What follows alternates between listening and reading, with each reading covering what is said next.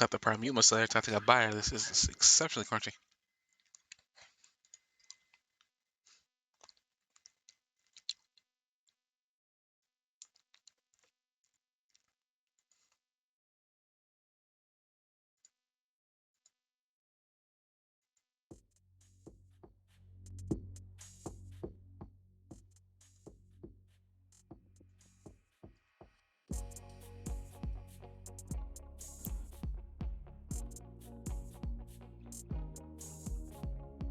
The stuff I have to talk about is probably really different than what you have.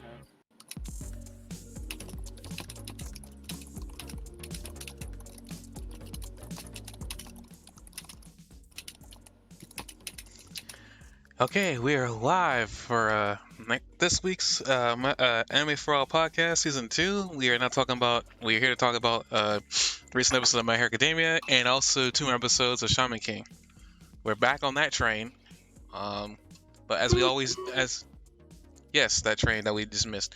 As usual, before we go into that, just a tiny clip note here. Nothing's changed on the analytics. We're still down 2 followers, but apparently we've gone up, I guess, in downloads, I guess, at some point. I don't quite understand this graph. So, I think we're actually getting, like, I'm noticing on the map here, I think the downloads are going up in some places, which is funny. Yeah, we're getting a lot of hits in Ashburn, Virginia for whatever reason. Columbus, Ohio. Getting some in Cincinnati.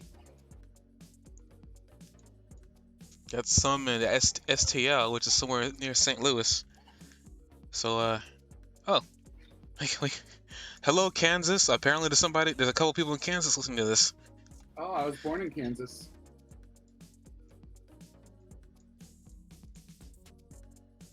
Maybe one day we'll get some hits in Los Angeles, but not until then. It's on fire right now, isn't it? I mean, when is it never on fire? But isn't like Los Angeles like some languages translation for on fire in the summer or something? I had no idea. Apparently we got some downloads in Brussels of Belgium. So, wait. Oh my goodness, we got some people in Frankfurt, Germany. Are you kidding me? Okay. Oh, I love hot dogs. Moving on, before we get too off the rails here and talk about hot dogs. That's all I wanted to say about that. We're gonna start with what everybody's here for, which is My Hero Academia. This episode is a basics episode. We go back to the basics. We are now like following Uraraka and Froppy in their internships. I guess another interesting detail is I wasn't aware of this, but apparently they're doing this on their winter break. This is actually happening on their winter break. I was not aware of this until they brought that up. So they're doing this of their own free will, even though it seems kind of mandatory. So I don't know what that's about. But they do a recap of the last episode, and we are learning that as I turn this off, we're learning what they're doing a recap of everything that happened between Deku, Bakugo, and Todoroki and Endeavor, and they're trying to learn what they're trying to improve what they need to learn. We see a couple of in the very beginning of the episode, Deku brings up the other students are at internships, and we get a chance to see some of them. We don't get a chance to see all of them, but we learn. We get to see almost all of them, don't we? I'll probably say a good half, maybe. If not, we're gonna go through right now to see if I'm wrong on that one. We probably are. The first slide we see is a Kaminari Vine girl who's also with him, or is it? Tape Man. Yeah, we see Tape Man with Mount Lady, not Kaminari, but Kamui. Yeah, Kamui, and that flat dude, that ninja dude. So they're interning. Grapes over there too, in the corner. Oh, I didn't. Okay, I didn't let that go far enough. Yeah, but yeah, Gravevine's there. We flash over to Kirishima, Tetsu, and Amagaki. That guy from the Big Three. They're interning with a Fat Gum. I think it's about it. They're the only two interning with them. Well, 3. Then we know that Tsukiyomi is interning with some place over where Hawks used to live. Uh, Mhm. we see Ida going back to where he first interned with that guy with the fin on his head back during the stain incident. Uh-huh. Is he the only one there? I guess he's the only one there. Okay, I didn't know that. Okay, so I wasn't paying attention to that. The next slide we see the ultimate muscle ripoff guy with the beast or what was the thing you said he was more like? I forgot what he was more like because it wasn't beast. It was somebody else. Sasquatch. Huh? Oh, the Sasquatch. Sasquatch dude. We also see Tailman along with the guy you wearing the Saiyan armor. They're Sugar Rush? intern. Oh, no. Okay. No, I mean, I said the Sugar Rush is the guy how I called it Ultimate Muscle Rub-Off. You don't know Yeah, Ultimate Muscle, so don't worry about it. that's Uh, okay. it's a good anime for what it was worth, but whatever. With Fat Gum, we also have what's the bird guy's name? Tetsu? No. I said I think his name was Amagaki. I forgot Sun Eater. I already kind of mentioned him already. I was But talking you about him. mentioned that you Huh? see the bird guy walking with some people. Is that the gun? What's the bird guy's name? What are you Help me talking out. about? The guy with the black head, the bird one. Because you skipped him. No, I didn't. I said Tsukiyomi was. I said Tsukiyomi was interning. We already know that Tsukiyomi was interning over where Hawks used to live. Oh, I'm We sorry. Okay. we already kind of we already kind of knew that because episodes ago Hawks brought it up. Well, Deku asked where Tsukiyomi was, and Hawks said that I wish I could be right there with him, but I had something else to do. He mentioned that he was already over there. My apologies. That was a problem. I mean, was there anybody else in that scene that I didn't pick up on, or was he the only one? He was the only one. You're good. Okay, I just want to make sure. So we're back to Business Minion. Skip over Ida. Well, shoot. Well, I don't know any of those heroes that is with Sugar Rush and like those guys. I don't know any of them. I don't know if I ever find out who they are. We probably The won't. guy, the guy at the top has been brought in and mentioned. He's the teacher, but I can't remember his full name. I mean, I could look it up, but it's not really. It's more like a cameo, so I didn't really bother looking it up. But he's one of the teachers. He has some fun name. I just can't remember what it is. Oh, well, then we move on to the next slide. And Jock had funnily enough brought up that there is somebody in there that looks like a Sonic the Hedgehog clone. Yeah. I kind of just kind of got to the point where some of these are either just references or rips on other things. Some of the art design on some of his characters kind of seems out of place, and he's another one of those really out of place looking dudes. Uh-huh. But we see Headphone Jack. We see Shoji, the guy with the multiple arms, with Gang Orca. And I don't know if we've ever seen him with his mouth open, but if we haven't, we have seen it now. That is really creepy looking. I don't know what to say about that. This is really creepy looking. Creators with that comic book looking lady, and something that looks like a scarecrow, which I assume is their teacher. Like half scarecrow and half like witch doctor looking guy hmm with the metal legs, right? I don't know if you're going in order or not, but isn't that like way before then? I mean, no, I was going in order for a hot minute. I kept on pausing though because I need to. Okay. Because we were at Jiro. That was Jiro was next, and then um you did see Jiro, didn't you? But Jiro, the guy with the ability to talk to animals, is with the comic book dude and the washing machine hero, who I The forgot his name because we got his name, but I completely forgot his name. washing machine hero is my new favorite character, even better than Froppy now. Oh Lord. I guess another thing too. I never really realized this until now, but the comic book dude and Jiro kind of had the same power base. You know, they both have their abilities are within their voice. Him is just more comic book onomatopoeia, and then Jiro's just able to talk to animals. Yeah. I never really thought about that until now, but that was actually interesting. That's really cool. Yeah. Now that you mention it, I guess he would have been good with the mic guy too, right? Yeah, I guess actually. Well, no, The guy- he fought against President Mike with Headphone Jack. That's when he Yeah. discovered he had a fear of ants or bugs, whatever. But I No, guess I now we can mean, talk. like learn from him. Yeah, I guess maybe. I mean, if he had any interest in teaching him, I mean, I don't know what President Mike's personality truly is like. We've seen him most of the time, but it's more like he's just joking around. Yeah. Um, we move on from there to Creati and Tail Girl, and as Jog mentioned, there was a witch doctor behind them who I've never seen before in my life. The guy seemed like Which he'd be. doctor is that? Hmm? Which doctor is that? I would say a witch doctor or a shaman, but I really But don't know. which witch Oh, come. doctor? Moving on. I'm so shaman, aren't I? Hold up. Let's go back. I just skipped that last scene was too short. Okay, and then the last we see is a guy with the Shogun armor with Invisible Girl, who you easily miss her if you weren't looking at her hands.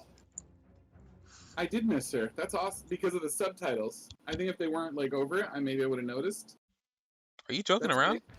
No, because I missed Invisible Girl because of the subtitles. Like when I was reading the subtitles, and then my eyes just kind of swirled around, but I didn't see the gloves. Okay. I literally missed Invisible Girl. You're right.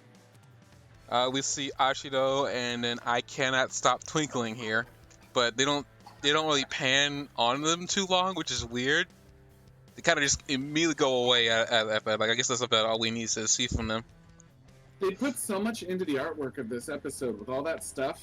Like if they don't end up doing much with it, it's so weird that they put like so much because that all the concepts they had to draw for that and all the new heroes they had to put into place and stuff like that, and it was like very throwaway. So if they don't come back and do stuff with it later, so I thought that was really interesting. But there's a really nice little like reel of like really good artwork and stuff to pause over that's very missable if you didn't like have a way to pause it. Like if you're watching it on TV, you'd be like, wait, no, stop, come back. So You could just very, TiVo it and rewind it from there. yeah, it's just they make you work for it to see all that stuff. They're just flying through it like it's easy to do. When we go from that, we see that the end of the day for Deku, Bakugo, and Todoroki is like done, and then we go from them to the main point of the episode, which is Froppy and Uraraka. Yes, I said Froppy first. Let's get that Iris system now because I know it's going to be the main focal point of this entire episode. But we essentially see them in their internship. We get an actual. I want to bring it up too before I talk about this costume redesign for Uraraka. There was a redesign on Jiro's headphones that I did not notice when I first watched. What was that?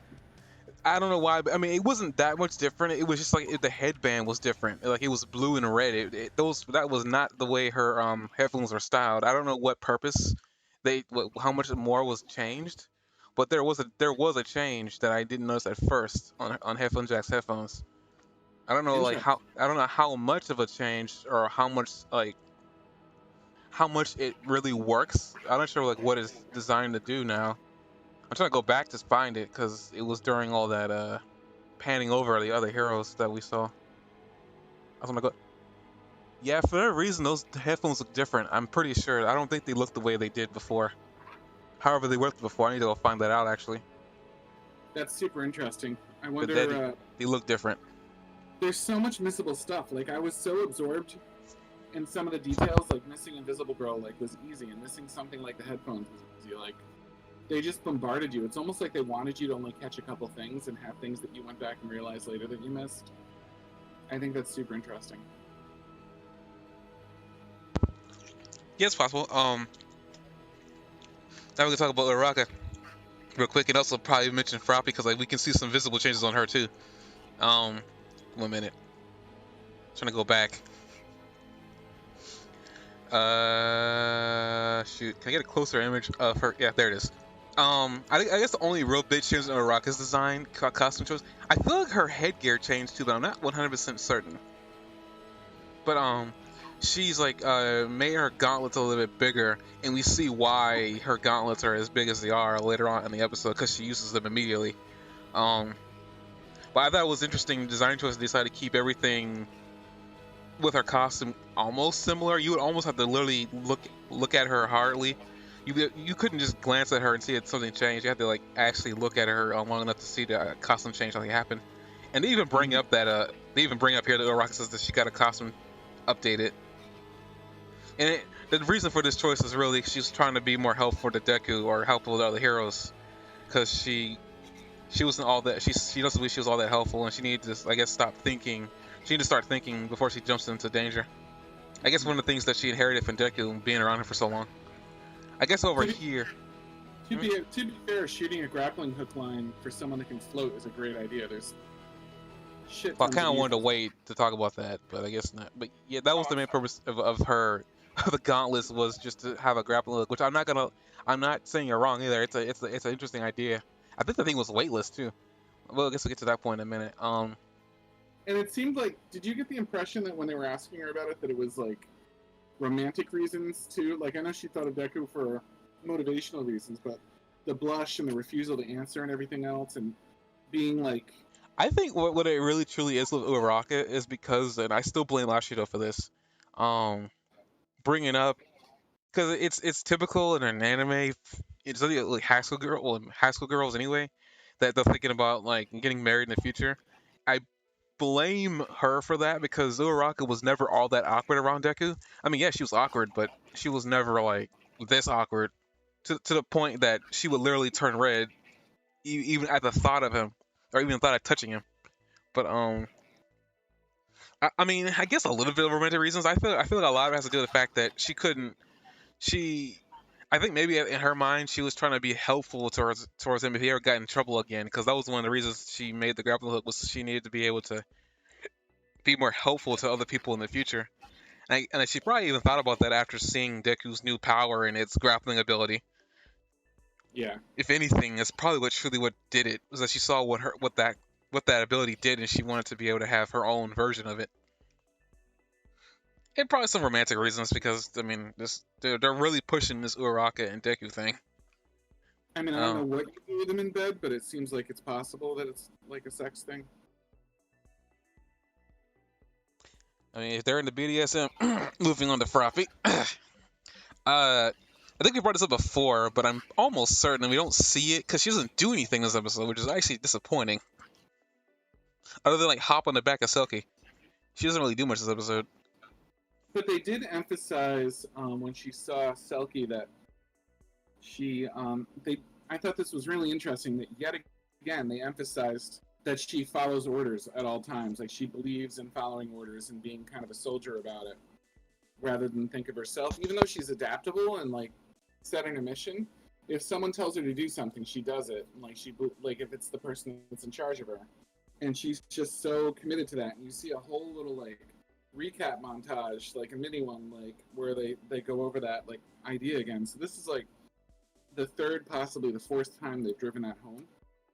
And I thought that was really interesting that they took the time not just to mention it in passing, but to actually do like a recap of that being like the core thing that she got from that experience. Yeah, I thought that was cool. I mean, at least the people who jumped into the season not knowing Froppy's past with them, they got a Yeah. chance to see it there. Now, granted, I don't know why you jumped into season 5 as your first season of this anime because you're doing yourself a disservice, but whatever. But I guess I'll go to just only brush on it a little bit. I mean, after the redesign discussion with Uraraka, they have a little party with I forgot her name. Is her name Ryu? I forgot her name. Shoot, Riken? I forgot her name. The dragon chick. But they have a little mission. They have a little like I guess party with her, and Ryuku. then hmm? Ryuku. Ryuku. Okay, thank you. Ryuku. Cause like they're interning with her, and then right now we're going past that. There we see news that apparently there's a wildfire going on, which is kind of funny considering how much fire is going down in California right And now. But they just kind of check it out while eating cake and having a party about the fact that they have a new suit before they go off and spend a day at the beach. yeah, before that they also dropped the name Trigger. We are seeing we are seeing more um, emphasis on the drug that Yeah. enhances quirks. We also find that this is a different variant on that drug where I think it's a lot more potent. And we see how potent it is later on in the episode too, because they keep dropping these things, but we do see what they are later on in the episode, which they do a good job at dropping things and only a few minutes later we see it in action. But that's coming. Yeah, yeah, as Jock said, they go to the beach. This is the obligatory beach fan service episode. But it only goes on for a couple of minutes before they go to do the main story bit of this episode. Wait, I thought that was the end of the episode. That's why I was late to the podcast. I was just watching that 2 minutes over and over again. Do you believe it's saying too much for your own goods, Jock? For 4 to 5 hours, I was watching that. Oh dear. I did notice though that during that episode, around 9:10, she's wearing flip flops. Who, Froppy? Yeah, when they're running through the water around 9:10, she's wearing flip flops, and the other characters are not, which made me think it was sort of like a tell that she does not have webbed toes, because you can't wear flip flops if you have webbed toes. So I've been curious about like whether her toes were webbed in between, but that made it pretty clear. And then around 9:30, they show you her feet, like because they show her swim from like her back to the camera, and you see her feet, and they don't look webbed at all there either. They don't even look long enough to be webbed, really. So I thought that was interesting because they do all these things to emphasize how frog-like she is, but then when she like was in her bikini and stuff like that, she was totally normal girl, right down to not even having something small like webbed toes, which is odd when you put her next to somebody like Selkie, who's basically literally a seal. Speaking of Selkie, we go from the wildfire discussion and the trigger discussion.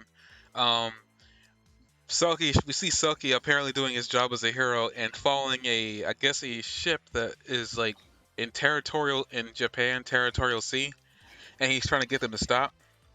To cut things short, as he's trying to get them to stop, a guy ends up injecting himself with the exact drug trigger we saw before, and we see his eyes turn red and his pores open up and steam come right out. Effectively making a smoke screen, which makes me think this guy's ability is only able to make maybe a couple puffs of smoke, and the trigger just makes it come out more. I have no idea. Who made a smoke screen in the battle against Mustard when they were attacked during camp? Do you remember that fight? Remember Mustard was in the middle of all that smoke? Mustard was the smoke. He made this. Oh, that's right. And then he had the gun. Mustard was able to do a lot more smoke than this guy was without any enhancements. That was kind of interesting. That then they show somebody with an enhancement do something really small, and then you don't see anybody else use the ability either. So it's almost like the anime was like intentionally making you unsure of how strong this drug was. Do you know what I mean? Like they don't want to give that up now. They want to let you know that it exists, but they're still keeping the tension high because exactly we look at that and we go, well, how strong is this crap? Is it really strong or is it not strong at all? Because that wasn't very impressive. And then the other two characters, they talk big about using the trigger and how much it's going to help them, but when you see them like one of them doesn't even get to pick it up and the other one gets to pick it up and gets a Selkie punch in the face and almost goes through the window. So nobody else actually got to use it. That guy used it twice, but that was it. Yeah, I mean, I don't know what. I feel like all that was just they wanted us to show it once, it being in use, and that was about it. The other guys probably didn't have powers that were consequential enough for the power to even matter. Yeah. Possibly. We learned later on they were just like couriers. They didn't know what they were even carrying or what they were carrying. I mean, they knew what they were carrying, but they didn't know what was the use, what was going to be used outside. But after that smokescreen situation, they end up getting out. Soki is like, something smells fishy, fish pun. And he ends up calling, he ends up sending out a rescue invite to the number 10 hero. And it's essentially how we pull Froppy into this episode again, along with Uraraka and everybody else involved in this shenanigery that exists. Yeah, I'm trying to see if there's anything in between that.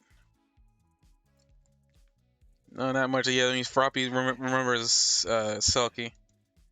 I always get Selkie mixed up with the other girl, who I forgot her name.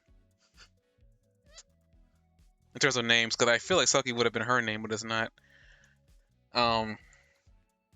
As Joe mentioned earlier, Saki brings up that like everything that Froppy's done in the past with that octopus dude. I think they caught him and put him in jail, didn't they? Yeah, Yeah, they kicked him in the face. Yep. it was too lighthearted of an episode for them to have like killed him or something. So, and they definitely didn't let him go. Yeah, her name is Sirius. I don't know why I keep. Okay, whatever. They also bring up the fact that Froppy's got her license, which I find it interesting that they ignore Uraraka the entire time, even though she's standing right next to her. It doesn't even recognize. Yeah. It's like this is what I'm saying. Like, I was getting kind of concerned, and we get the obligatory fan service. And I also want to bring up too is the last time that Froppy was actually in a bathing suit, it was like a one piece. The fact that it's a bikini here is very also weird too. No, it's just. I mean, why not? They're just all girls there. It's not like they have to be modest with each other. They're all female. I guess I don't know. I just found it weird the first time she was wearing a one piece, but the second time I was like, okay, she got. I guess you can have multiple bathing suits, but it just like it seemed kind of interesting. Oh, you're right. But She like doesn't have wet feet. yeah, like I said, I didn't know if maybe they were showing her in less clothes to emphasize that she has a human body, like to give you a little bit of. I mean, I Sort of like, think I knew she was like. I mean, she even though she has a frog quirk, she looks very human considering her quirk is a mutant ability anyway. right. I just thought like since they were doing a little slice of life moment, I thought they were giving us like a little inconsequential information about what she looks like. I mean, we were kind of already seeing that in, like early episodes. I mean, for crying out loud, when she's on that wall, you can just see her from the rear end, and it's just, they were emphasizing a lot of things. As Yeah, but I was getting kind of weirded out. I was like, what's going on here? They never showed Froppy like this before. Usually, it's created to do this too. they also have her sit in that weird position and stuff like that, though. So I think they were just like, I don't know. I just felt like maybe they were kind of establishing things a little bit that I she's mean, I like, guess we can just take it like that and then kind of just move on from the conversation. yeah. Like I said, when they had her in sandals and nobody else was there was in sandals and she was running through the water when you wouldn't even sandals.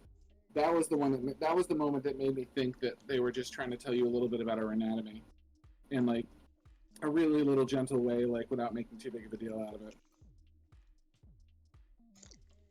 I guess with the slice of life, we continue from them all having fun. We see Nejiro, who I'm guessing they're emphasizing because Uraraka is turning down food that she's handing her to her. I'm guessing they're emphasizing Nejiro can't cook. I don't know what the point of that burnt food was. I thought she was eating weird looking stuff. Like she was eating stuff that had like undescribable body like parts and stuff like that. Yeah, but it doesn't look like it's a healthy color. But then again, I could be wrong. I don't know what a healthy color of food is. It was also not a healthy shape though. I thought maybe they were like seeing her eating some weird stuff because Actually, you know, I just realized something. What? They're all curled like her ability is. Oh. Maybe she like cooked it with her energy or caught something like. I guess she could cook it with her energy. I didn't know her ability could. I guess it is just energy output. It seemed like it was making them uncomfortable and for more reasons than just they didn't want to share it with her or something like that. It was more like deeper than just like a little burned or something like that. That she was eating something that was freaking. I guess out. speaking of like very weird food, I mean, what the heck was Sirius eating? You just have Froppy looking at her like, what is going on over there? She's taking one bite of her kebab and she's looking over. You can see a sweat. You can see like a sweat drop on her. Like what is going on over there? Yeah. I guess speaking of her anatomy, it's actually interesting to see considering that like Froppy's mouth shape. I've noticed it before, but I've never really taken too much of a notice with it. But you can really see it here. Her upper lip is like it's like pronounced. Like you can actually see. It's almost like how like a woman sometimes will have full lips, and you can definitely tell from far away. It's like that situation with her. Because you can see her top lip over whatever she's eating, whatever that is. I don't know what Sirius is eating though. Jeez. Are you sure it wasn't just a bad drawing? Because like you said that Froppy's like aren't kind of inconsistent anyway. And as gorgeous as the art was in the series in general, like I sent you a screenshot of that picture where like at 1610 where Uraraka's eye was like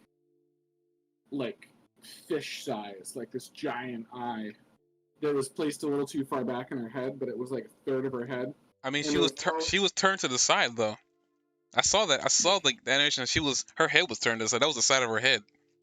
the first time I watched it through and I was watching it with Jesse, we paused and kind of giggled at that because it just like looked so over the And so top. Uraraka's head isn't all that big anyway. She it's like for almost all the other female characters in the show, her head is the roundest. Yeah, I don't have a problem with that, but I'm just saying like her head is literally the roundest of any character in the show, and it's actually surprising considering how weird some anatomy is in the show. And her I eye is like hmm? the size of a grapefruit, and it's like the bottom of her eye is lower than the bottom of her nose, and her forehead is like too big, and her nose and like chin are too far down on her face. It's just a warped ass picture of her. Like it's just a badly drawn picture of her. There's no way around it. I think they just didn't know how to like resolve all the different things going on in her head at the same time with her equipment and everything else. Because the equipment doesn't even really line up with her hair. It looks like it's going off in the wrong direction a little bit. It's just poorly drawn. So there were like a few moments here where like the B team artists must have kind of stepped in and done a less great job. I don't know. I mean, like when it comes to Frog's mouth, her mouth has always been like very frog like Kermit the Frog. I've Mhm. been paying attention to like whenever she speaks and whatnot. As I said, I feel like this is just more of an intentional thing for her Yeah, in general. It's gotta be intentional because like it's like the whole thing with cat girls. I mean, we haven't seen a cat girl in this anime, which is surprising. I guess Froppy might be the closest thing to it. we But saw the not well, I a mean, yeah, hundred. the cat. Never mind. Yeah, we have seen cat girls. Never mind. Yeah, Like with the whole curved mouth thing. I feel like it has to be what's going on here. Now they also it could be that there is a term for like a sloppy mouth where like it looks like they got a fang, but it's not. It's just really their really weirdly shaped lip. I forgot what it was, but it's something that's intentionally done on some anime chicks that they do. And it shows it's supposed to be something that shows with their personality, but I mean it could be that. It could just be the fact that she's got a frog lip. I have no idea. yeah. Um, we cut to from having fun to Selkie and Rukun. I'm not pronouncing the name. I'm gonna go with Dragon Lady for right now, so I can actually learn how to pronounce her name. Re, Ri, you, Ryu, ku. Ryuku. Okay, sorry. Ryuku and Selkie. We see like we find out that Selkie's doing this so they can have a little peace and enjoy having I guess like a fun day. Because Mm-hmm. he's just making sure they have the ability to fight evil at their I guess at their optimal. It seems to be the one thing, the common thing whenever there's like an episode where they focus on Froppy or anybody else around her is like they seem to like uh high energy is like the theme of that episode.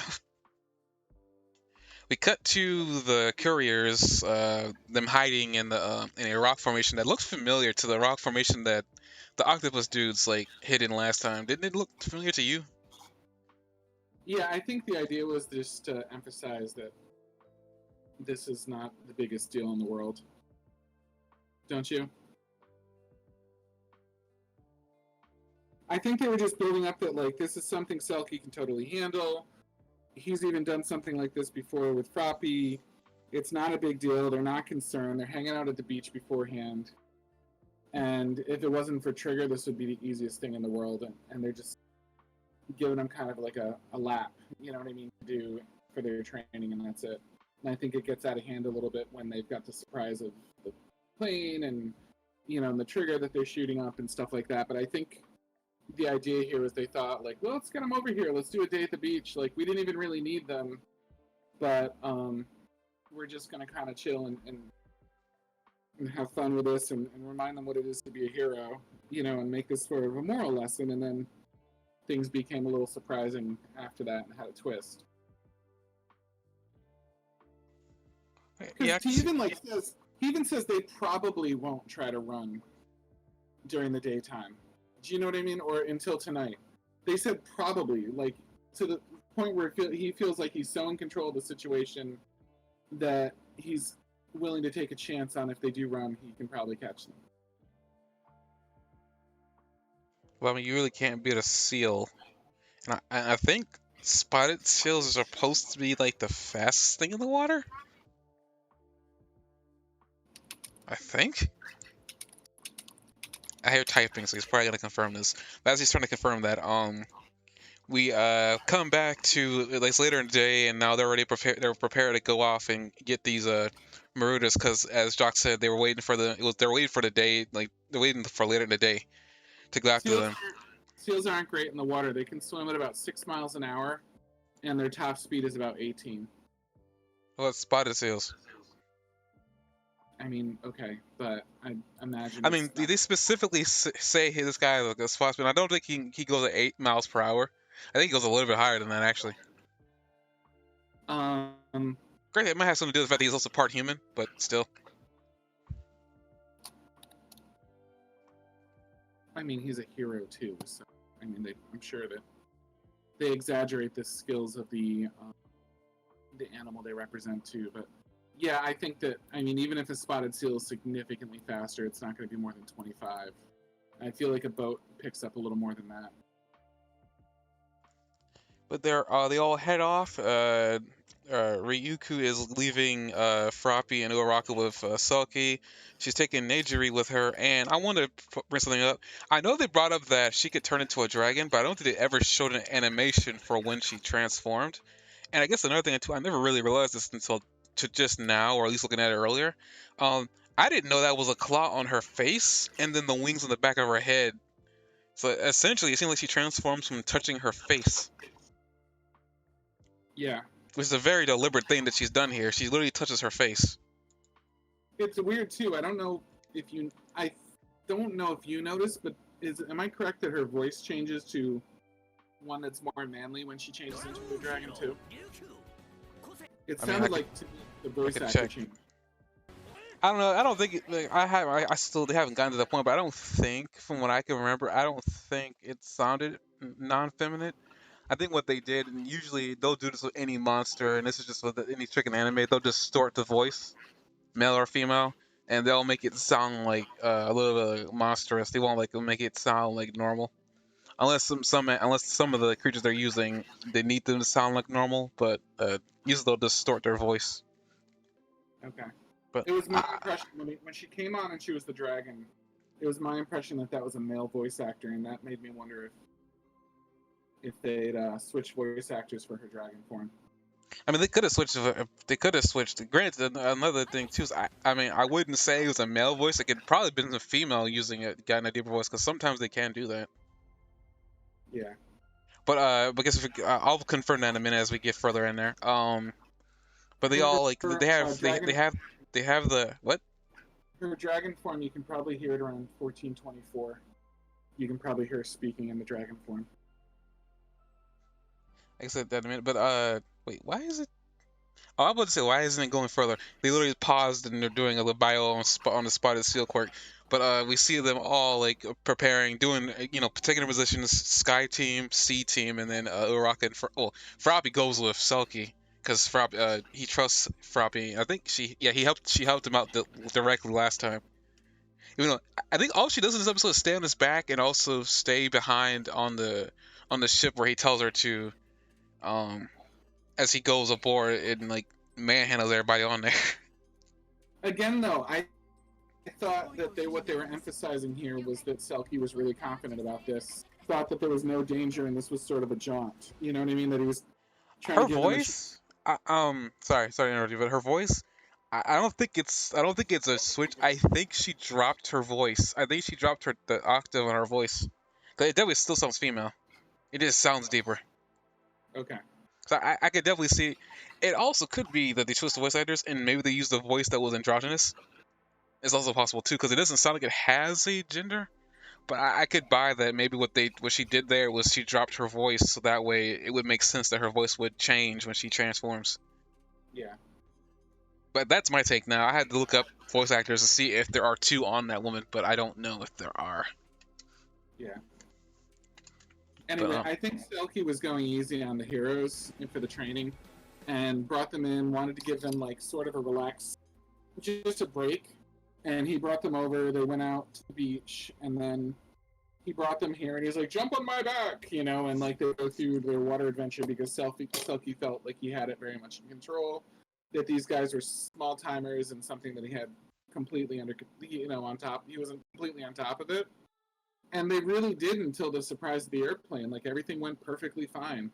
So I think that Froppy was there to be brought along just as an observer and he just didn't expect anything to come up. And given the situation, Froppy did the best she could. Like that was a good idea to jump up and try to get that with her tongue.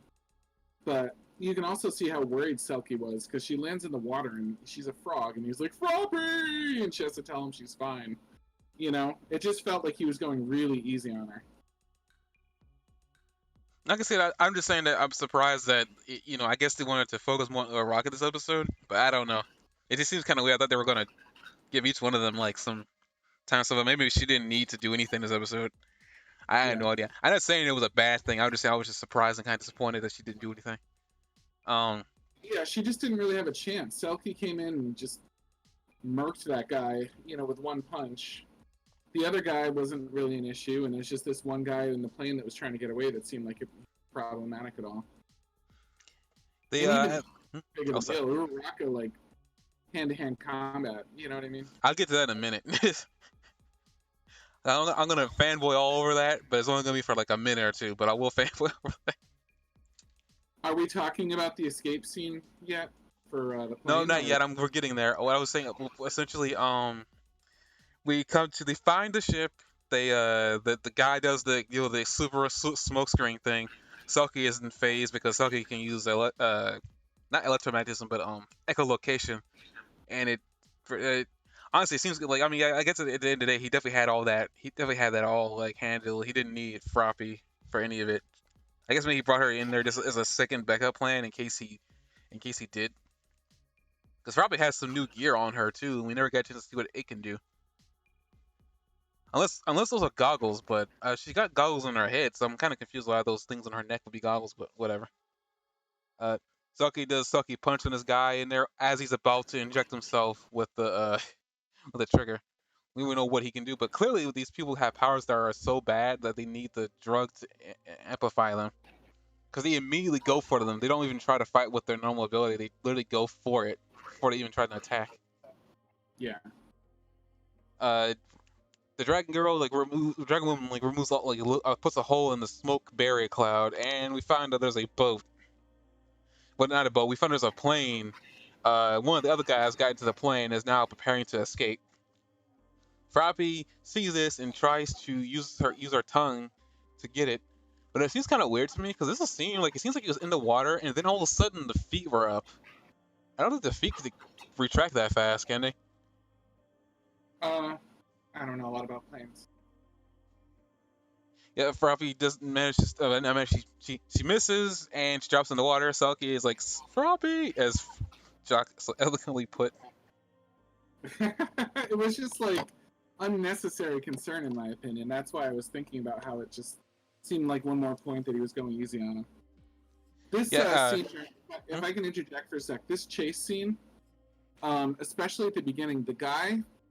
I remember the first time I watched this, it sat in my mind. The guy that's running here looked to me like Spike from Cowboy Bebop. Just not enormously, but a little bit. And then after that, the scene kind of stuck in my mind a little bit. And I sent you I don't know if you had a chance to watch it, but I sent you a scene from episode 1 of Cowboy Bebop where there's a plane chase scene that starts over the water and then goes into space. And it's a guy and his girlfriend / wife, and they're smuggling performance-enhancing drugs. The wife's shirt is the same color as this guy's jacket. The guy has like a sort of passing resemblance to Spike, except his hair is brown instead of like Spike's greenish. He has sort of the same nose. He has sort of the same facial build, the same eyes, stuff like that. And then he's smuggling performance-enhancing drugs like the other one is, and he's running from the cops and, Spike's bounty hunters. And Spike is the one that chases him down, and they have an aerial chase. And then they're able to take him down. But I just thought there was for some reason I couldn't get this out of my mind that the chase was kind of hopeless. And it involved the performance-enhancing drugs being smuggled. That the shirt was the right color. The guy that's flying the plane also sort of has somewhat of a passing resemblance to this character, and it just felt like a Bebop moment. And then in My Hero Academia, at the end of the scene, after he's captured, the sky pans up to the sun, like the star, which is a star up in the sky, in the setting sun. And I felt like looking up at that star, like if this was Cowboy Bebop and you saw that exact moment, it would have said "See you, Space Cowboy" at the end. And it just like I looked at that moment and it just hangs on the sun for a minute there, and I just feel like "See you, Space Cowboy," and that's just like what went through my mind, and it just felt extremely like episode 1 of Cowboy Bebop to me, like a little tiny bit of an homage. I mean, I'm reading up on Kohei Hirokoshi, which is the author of this manga. Yeah, Um, none of the things he's self-professed as being inspirations is Cowboy Bebop. I understand that, but this one scene felt extremely. It's just too close. Like the colors match the No, what smuggling I'm theme. saying, it doesn't seem like he's even watched it, right? Though he doesn't even mention it here. But don't forget, it's only episode 1. I know, Who but has I don't know if an even if you could anime just that like hasn't? on a passing copy something like that, you would have to have watched the episode to get some of the passing bits in there. Perfect. It's just who's in the anime in any way and hasn't seen episode 1 of Cowboy Bebop. Cowboy I Bebop haven't. I is haven't like even watched Cowboy Bebop. Cowboy. What? I haven't. What is your I told drinking you, dude. knowledge? I told you, dude. Back when this anime was on Toonami, I was in my whole I'm not watching anything with Dragon Ball Z fit, and I haven't really gone back to watch some of the stuff that I missed. And it's Cowboy like I'm Bebop not is saying that it's a bad anime. I just haven't had any interest in trying to go back to watch it. yeah. It's just so iconic. It's hard not to. I'm But aware of it. I'm the fully aware thing, of the anime. I just never watched it. yeah, it was just so uncannily close to me. Like I wasn't looking for a connection like that, but it hit like it started with looking at the guy and thinking he kind of reminds me of Spike, and then I thought about it a little bit more, and I'm like episode 1, and like how like a lot of the motif just felt super close. Anyway, that's all I've got for that, but like it just felt hard to ignore for me, that the similarity there. You might not have used anime. The fact that the guy even uses anime as a source of inspiration makes me think it's not impossible. It'd be really subtle anyway, but it just seemed not impossible. I mean, that anime is in space, and he's also not. He's also used a lot of Star references. It But probably would. it starts on the ground in a planet that might be Earth. I can't remember which planet it is. It might have been Earth. And the beginning of the fight happens over water, and then they go up into the sky. In this case, all the way to space. But that moment at the end where they say mission complete, and you look up at the star, like felt very "See You, Space Cowboy," which is what they say at the end of every episode of Cowboy Bebop, and it's about the end of this episode too that it happens. It's just There's a live action adaptation of Cowboy Bebop coming to Netflix. so there's that too. I don't know what to tell you, dude. It just sounded. It was very, very. Um, it was very, very close. And I mean, like I said, I never watched it, so I cannot argue, and I would not argue against it. I saw the similarity, in the character, so I'm not gonna argue that there's no way. But I would, If anyone that's him listening to the being podcast feels like giving us weighing in on your opinion, I'd love to hear it. I don't know. Not everybody here has access to the comments and stuff, but Jeremy, where can they reach you for that? Because I'd really be interested in hearing what people have to say about that. it hasn't changed. Just like go on Twitter and just type in the Game Hunter 09 or the Game Hunter underscore. You'll find if you really want some specific, my I think what's my icon at right now? Maybe that's what I can. Twitter, where you are. If I had to, I will make sure to remember to put a link inside like when this episode goes up. I'm genuinely curious. I mean, I feel like most people that are anime fans at all have seen episode 1 at least of Cowboy Bebop, even if they like decided they didn't like it. I feel like they would have at least watched the first episode to see what they were getting themselves into. So, yeah, I would really be curious to see if anyone else weighed in on that, because it's to me it was like right there in my face. It's called it's the Game Hunter, but like right next to it specifically, I have Wakanda Forever in it, Forever. And that's pretty much been that way since the Black Panther movie came out. Ooh. I still have a picture on my on my laptop wallpaper of everybody waving goodbye to T'Challa. It was like a fan art that I found on Twitter that I That really man worked liked. so hard, so he worked to his grave. But we're not gonna talk, we're not here talking about that guy. We're here talking about anime. Yeah, you can reach me there if you ever want to send anything anime related or ideas, whatever. You can send it that direction. As we close this, we're not closing this episode off yet. I guess to speed things up here, uh, past like after Froppy is unable to catch the plane, and also the Dragon Lady is unable to catch up to it because the speed of of a machine is faster than her. Um, Sirius has the idea to shoot Uraraka off a harpoon as Uraraka floats up, and we see the actual use of those gauntlets on her hand. She, I, the best way I could put it, I think she adapted what she saw Deku's new quirk do and turned it into a mechanical situation. So now she's able to grapple hook onto anything as long as I guess is within the range of her of the length of her rope. She goes in there and it pretty much sends the Spike lookalike on his backside. And I'm telling you this, I've been waiting for this moment for the longest time. Every time they've had Uraraka almost do gunhead martial arts, it always seems the person got out of it. And I've been upset because it's like Uraraka needs to be touching people and making them weightless. She doesn't need to overpower them because she can make them weightless. So Right. to see her do that for the first time and be successful, I'm very happy about that. It's about time because she learned that like how many seasons ago? I forgot how many seasons ago she was learning gunhand martial arts. I know it was during the first internship she had, but I'm just glad to see that it's been useful. And now, as the plane is crashing down, Froppy's telling her to jump out of out of the plane, but Uraraka's thinking that the chemicals on the plane would affect the ecosystem. But I didn't think about that, so that's actually interesting that she was thinking that far ahead, and she wanted to make sure that the chemicals on the plane did not go into the water. But essentially, she is told to make the plane weightless, but she said that it's too heavy, she can't do it. But pretty much the Ryu.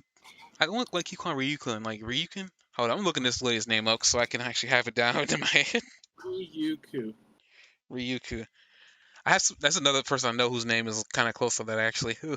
Ryuku. Ryuku tells her to make the plane weightless. Uraka says she can't do it because it's too heavy. Because we know there's a weight limit to how what she can make weightless. So you get some help in keeping the plane I guess steady. And then she just makes the entire plane weightless enough to have it float down slowly, and essentially gets it planted into the water. They effectively have saved the ecosystem and also kept all the chemicals they kept all the chemicals from being broken in and sent into the water, which is I guess like it was a small mission. I guess the whole point of it was to make sure the chemicals didn't leave the leave Japan because they were heading outside Japan and they were heading to a place called Althero. I think it's how they pronounced it, and it was a country in Europe. I think that's the first time we actually had a mention of another country being involved in any illegal criminal trade in the show yet. I guess also shows there's other heroes elsewhere too. I mean, we kind of already had that assumption there were other heroes everywhere. I will have to say that whole star in the sky thing. I was wondering what that was about. I'm almost certain that maybe it was a Cowboy Bebop reference. It does seem kind of weird that there's a star in the sky shining brightly because I always thought that was weird. I was like, what was the point of that? That's what I meant. Like, see you, Space Cowboy. I'm telling you.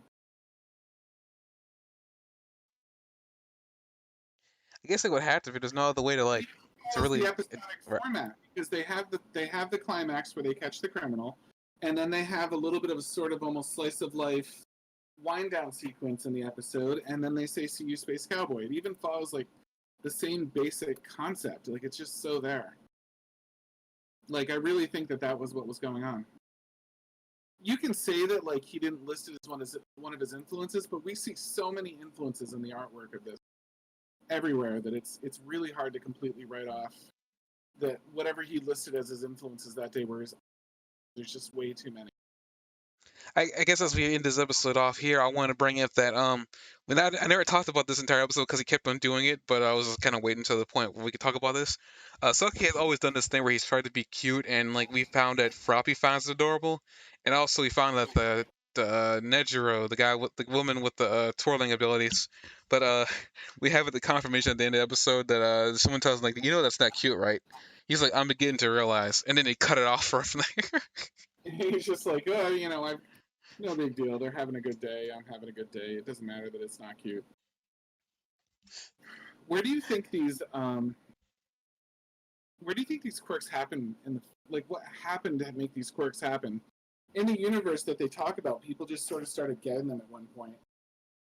And now Well, I mean, they said that at least according to, because they haven't recapped that forever now, but according to what Deku said at the very beginning in an intro, that there was one quirk that a baby was born, one baby was randomly born one day with the ability to emit light, and then from there on, other kids started like, right.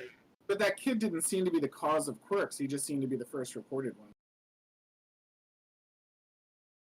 I'm super I mean, curious if they're ever gonna dive into now that we're starting to dive into the nature of quirks themselves, and they're giving us like this episode, we had some very highly specifically themed quirks. We had a dragon lady, we had a seal man, we had a frog person.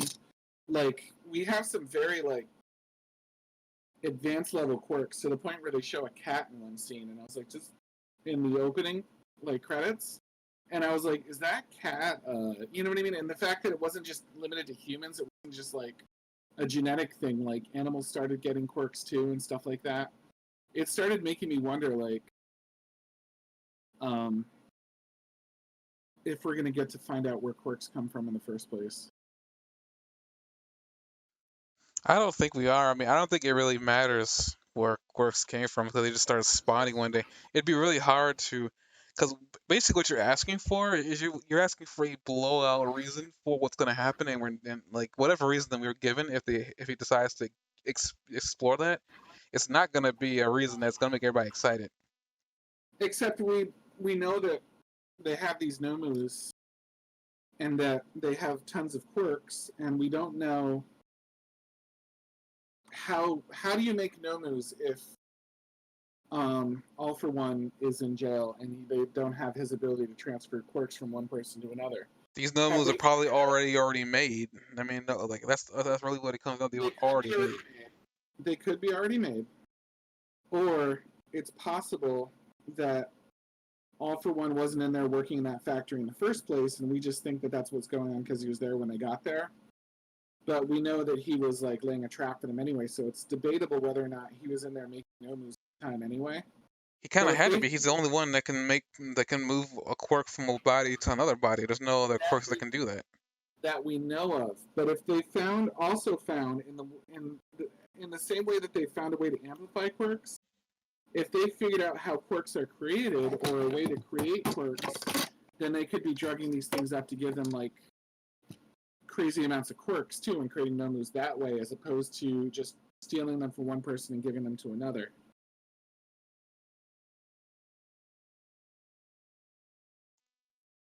I don't know, because that just seems really weird. Because then how are we having people? I know this percentage is small, but the percentage is still big enough that the people who don't have quirks, you think they've already discovered this a long time ago. It wouldn't have been something like.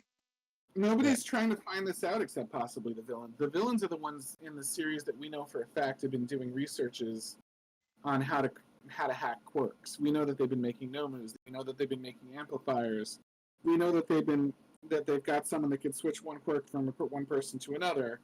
They know that they've got at least two ways to make amplifiers because we have this drug and we have the other drug. And so we know that they've been doing a lot of research about this. Maybe they also know how to make quirks happen so that they can create nomus or enhance people and stuff like that. We know that, for example, Deku, we know, is capable of having more than one quirk at a time, as along with other examples of the One For All people where they've had the One For All quirk plus their own quirk. So we know a person can have one more quirk, and we know that we have this big race of creatures that had tons of quirks, and we don't have any reports of anybody except in the fight against All for One stealing quirks. It's not like there's a lot of reports of civilians that have lost their quirks or other heroes that have lost their quirks or anything like that. So we're just kind of assuming, because we have this convenient explanation, that All for One was doing it, but we don't need necessarily know that for sure. He could be creating them through chemicals or through some other research or whatever, because somebody got quirks at some point in the past out of nowhere, so something causes them. We know that it's in animals and not just people, and we also know that at least one animal was the subject of lots of experimentation, because that's the precedent of the Yeah, place. but he didn't have a quirk. He was given quirks. That was his From that. story. He was. That's what I was saying. I don't know if animals actually have the ability to get these things because they're not sentient. Okay, but if they can, animals are sentient. But if you can give an animal a quirk, then why can't you give more quirks to a human being that already has a quirk? They said the numbers is the reasoning because like the human body for whatever reason can't handle it. But great. Well, I mean, we know that they can handle at least more than one, because All for One can take on more quirks, and Deku can have I like. think that's just the designation. That's just like the nature of his quirk. And Deku, uh, doesn't have a quirk, but the quirk that he was given just manifests other quirks. I mean, I know what you're talking Yes, about, but like it's just the nature of it. The quirks that allow them to do it. It's not something that humans have the natural ability to do. previous people with Deku's quirk had their quirk plus Deku's quirk. Like the Black Whip guy, he had two quirks. I think that was just the nature of storing energy. Because all that, from what I can tell, at least from the way he described it, at least that one dude, we don't know what happened to the other people, but from the way the guy described it, it sounded like all it did was amplify his ability. It wasn't like he was using a different ability along with Black Whip. That I could be wrong about that because he wasn't there long enough to describe anything. He was there for a split second and then immediately had to go away because apparently Deku wasn't able to hold him there for whatever reason to I ask him get any what you're saying, questions. but right now we know that we have villains experimenting with quirks and making some progress on amplifying and removing quirks. We know that we have these mutant monsters that they've experimented with, that they turned into mindless hulks that can do their bidding like mindlessly no matter what, that were originally like low level criminals and things like that. We know that we don't have any definitive place where those quirks came from. We have someone with the means to do it, but we don't have any stories of like 50 people losing their quirks or anything like that to justify what's going on. We know that there was an animal experimented on, at least at one point, that got a very powerful intelligence quirk, and that there are other animals out there with quirks as well as the humans that spontaneously and so far inexplicably gain quirks out of nowhere so that most people have them now.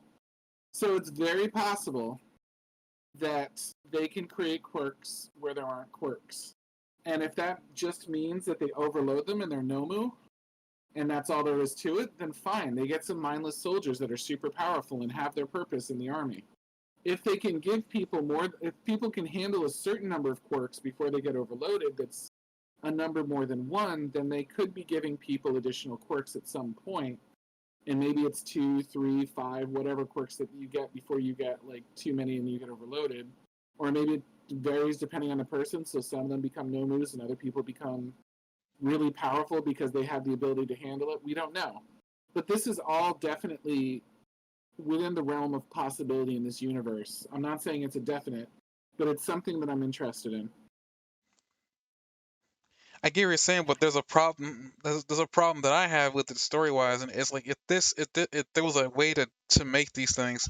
That's what I say. I mean, right now a lot of this, my problem is with that doctor that told Deku that he didn't have a quirk because he was missing an extra appendage in his pinky toe.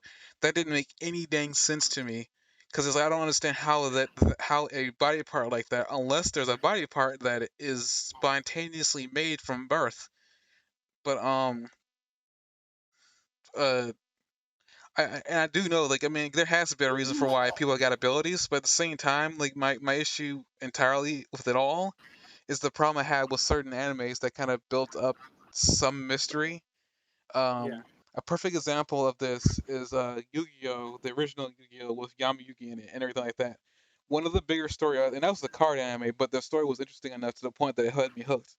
But one of the major last big story things that they had built up throughout the course of the show, um, was the main character's name.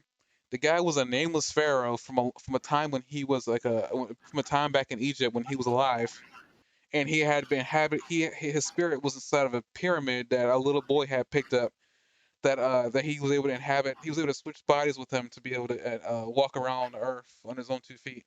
One of the things was that he didn't know his name, and that was going to be the way they were going to end the series. They were going to give him his name. To me, his name was definitely not worth the wait. To me, I didn't enjoy the wait for. I don't know what I was expecting, and maybe it was my fault for being all that interested in wanting to find his name out and me getting disappointed. I will full heartedly take that responsibility, but at the same time, they kind of hyped it up too much. For me, the idea of finding out where the quirk came from would be, if like they would have to. For me, it's going in two ways.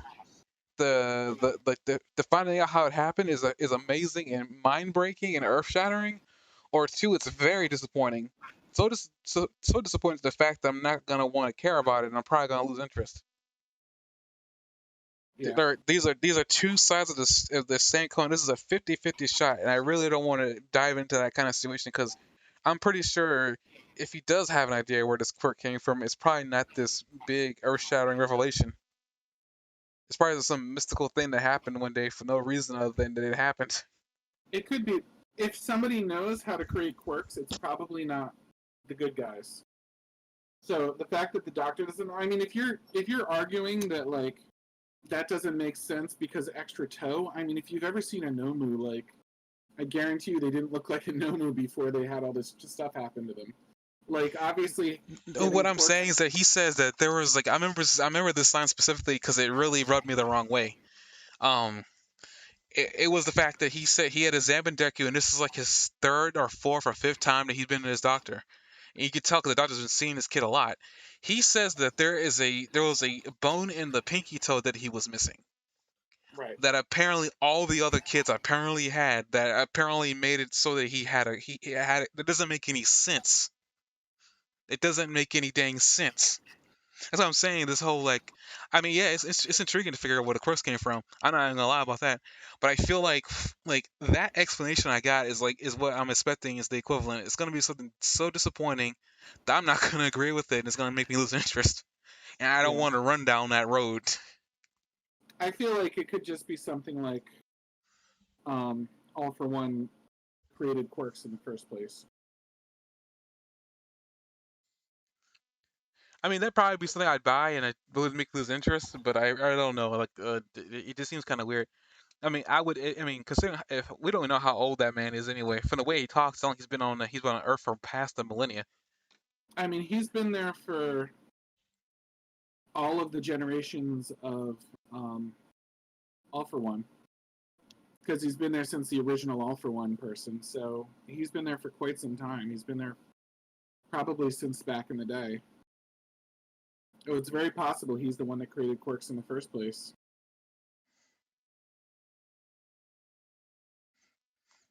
I mean, it is possible. I guess speaking of bad guys, we uh we go past the ending credits because there's this little scene here, and I'm guessing this is over there in Europe. I really don't know. Like based on the image, it looks like it might be in Europe because there is some serious architecture going on here that doesn't look like it came from Japan. Like there is like a painting over there in the centerpiece. There's a lot of books to the side. There's like just columns in the middle. It's very This doesn't seem like the kind of building you would see in Japan. I could be wrong, but Mm. I would say it could definitely pass for European. And you see this guy apparently because the heroes got involved and like, but it doesn't matter. They got all like the for whatever reason they had enough of like the trigger to do what they need to do, whatever that means. Mm-hmm. Because the next thing they're getting ready to attack. Otheon, I did look up the word Otheon, which is where they were going. It's not a real city. It's in the Shadow Hearts universe for some reason, but it's also a first name and a last name, and it seemed like the name was English. So I'm not sure where it is, but I think you're right. I think it was like European. Well, over this guy, we don't see his eyes, but he's got blue skin. He's like a Smurf. He's got these reflective earpieces in his on his ear where you put earrings, and his mustache is like it's a very ornate. Like it's like zigzag, and it goes up to the side of his face. Yeah, Otheon's a German name and it means rich. But it's Old High German, which means it's an old name that is from Oh Lord, we doing Nazis? no, they're from like the Holy Roman Empire and stuff like Oh, that. Like it's a really old name, but it is definitely European. So you're right. I'm guessing if they're referencing it and they wanted to give it like a European name and it's like it's European, then it's probably in Europe. oh dear, Um, that's Otheon is also similar to Otto according to this, but I don't know if that's true or not. whatever's going on. They're ready to attack whatever this is. Honestly, I thought they weren't gonna. I guess maybe this might not be the this might not be the riot they're anticipating. I'm guessing if he's ready to attack now. Yeah. Are you talking about the Shadow Elf?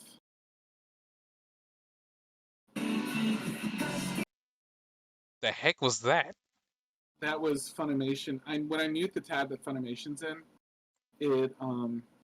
it doesn't mute the video, and if I mute this video separately, but I refresh the screen, it starts playing it again. Oh, Sorry. now, what I was gonna say before that happened, I was like, I hate that you're right. It's totally a Shadow Elf. I didn't even make the connection. Who is he talking to, too? Is he talking to that glowing thing in his room? Because there's nobody else in the room. That glowing thing, it doesn't look like a person. It looks like a pedestal, but it seems like he's talking to it, which makes no sense to me. I don't think he's talking to it. I think he's talking to himself. I see the heroes buttered in, huh? What would you like to What would you do? like to do? Everything is fine. Wait, somebody responded to him. Everything is fine. Maybe this thing is like some type of like crystal ball and it has communication attached to it, something like that. That's It looks possible. like a holy symbol or something. Yeah, it could be some sort of communication thing. It's just really weird. Cause he's up there on the he's up there on the unless that's him.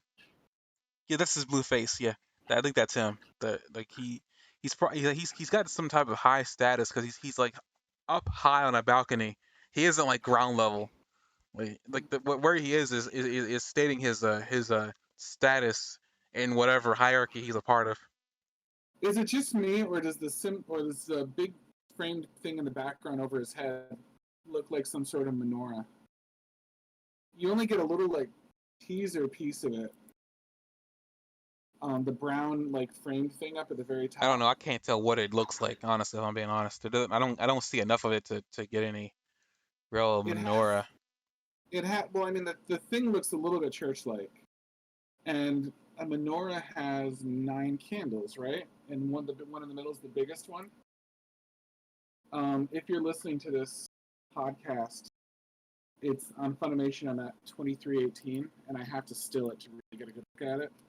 But Jeremy, I'll send it to you in Discord. If you look at this and you look at the top there, and then you look at a menorah, it looks extremely similar to me. And given that this Otto is a Christian name, and so it has like a little bit of a Christian like meaning to it, and that looks a little bit like a menorah, and that looks a little bit like a church just in general, and it's just sort of interesting. And the thing at the bottom looks vaguely like a holy grail, and it was just really interesting to me that they did that sort of like mixed Christian Jewish symbolism, lightly hinted at. I can't say it definitely, but it just feels like a church. It feels like the holy grail that's glowing in the bottom, and it feels like a menorah. I mean, I guess I can't really say for certain. Wait, what? That's 8. That's 8 candles. 9 of it. I mean, I can't say for certain. I'm not gonna say for either for certain. Menorahs can be 7 candles, but they can also be 9. So it really depends on the menorah, but they can certainly be 9, I believe. Yeah, I see one with 9 right here, and the 9 one actually lines up. I'll show you a picture of it. The 9 candle menorah actually lines up better with what we're talking about anyway. So it just felt like a menorah. I don't know if that's really what they're hinting at or not, but it just feels like a menorah.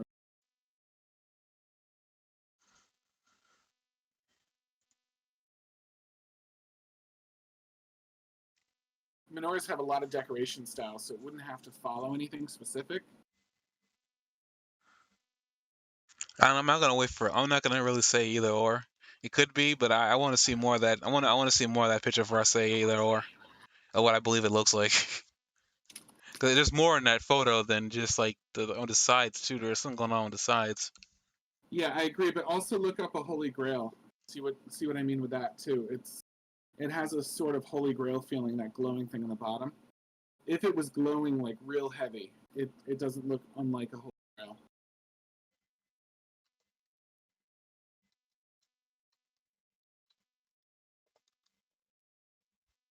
And the Holy Grail is also something that has sort of liquid appearance to it. So, and it's also, Holy Grails are often seen as glowing from their own inner light. So I thought that was interesting too. I mean, there would have to be something in the Holy Grail for it to have a cap like that. Except sometimes grails have like a lid on them too, like the one that I'm going to show you in this picture. So it could easily, that thing on the top could still easily be justified as some sort of lid on top of the Holy Grail, because sometimes the Holy Grail is depicted with a lid. But if it's that's what's going on, then this guy is either speaking to a god or under the impression that he's speaking to a god, or he treats something that's not a god like a god.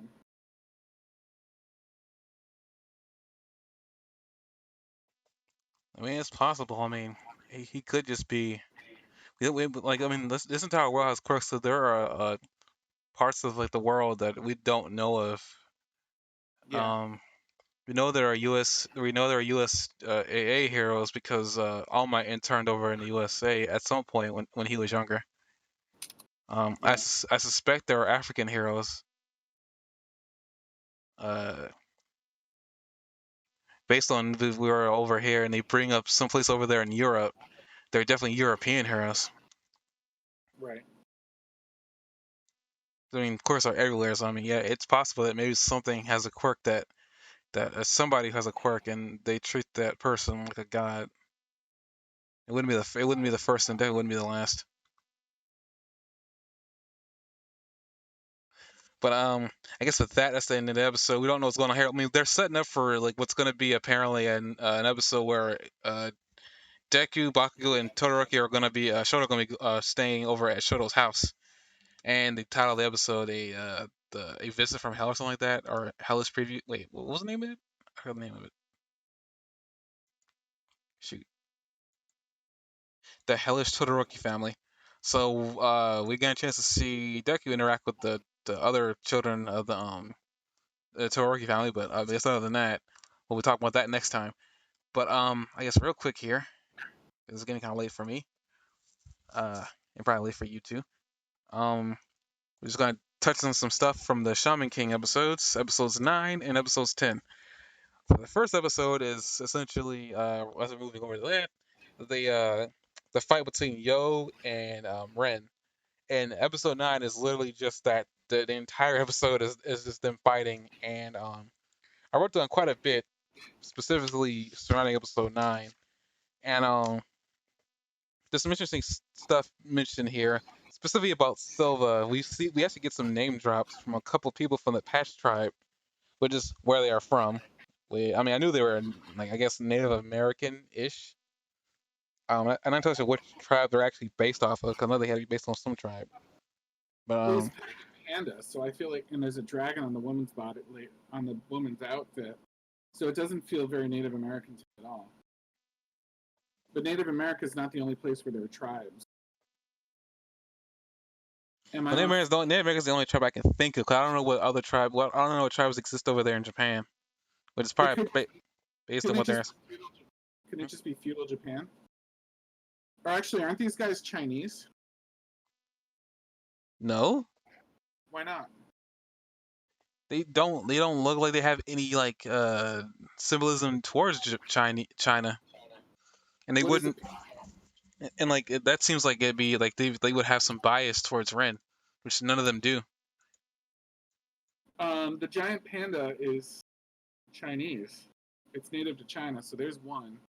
Dragons are extremely significant in both Chinese and Japanese, but The giant panda is known as the panda bear, is a bear native to South Central China. I'm pretty sure that his whole household is The Chinese, the and then panda? Are you yeah, talking about Are you talking about Tao Ren? Or are you talking about the Patch Tribe? I'm talking about Ren. No, I know he's from. Uh, I'm talking about Ren and his tribe. that's not his tribe. That's a family. That's like I forgot the actual like this name I'm A looking for, and I can't dynasty, think of it. probably more like a dynasty in China that was ousted in ancient times because dynastic periods in China like caused families to like dynasties I to take. wasn't really referring to those guys. I was actually talking about the other guys. Aren't they the people buried in the The Uraraka stuff? officiate the officials that are the officiating the. Yeah, I wasn't talking about Ren. I'm sorry. Yes, at least one of those officials is Native American. I don't know if they all are. They all appear to have the same facial features. I would assume that they all are Native American. Can you give me a second, a time signature second that I can jump to so I can see for myself? I'm like right now waiting, and just like I feel like they all kind of have the. Also, we got some name drops such as like Silva, Kaleem, Crom, the guy that died. Well, the Crom, the guy that Ren killed. Yeah. We also the other get woman, I forgot her name. Was it Goldva? Was it what they called her?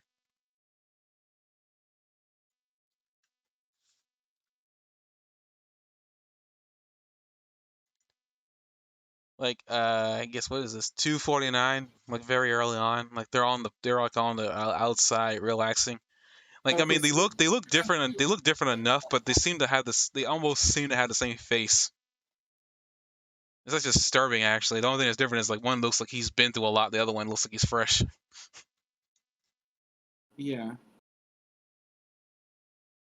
yeah, they could both easily be Native American. Those two, or the guy on the right could be Japanese or whatever. But they feel Native American for sure. At least I'm gonna look at stereotypically. something called the Patch Tribe because I need to see something.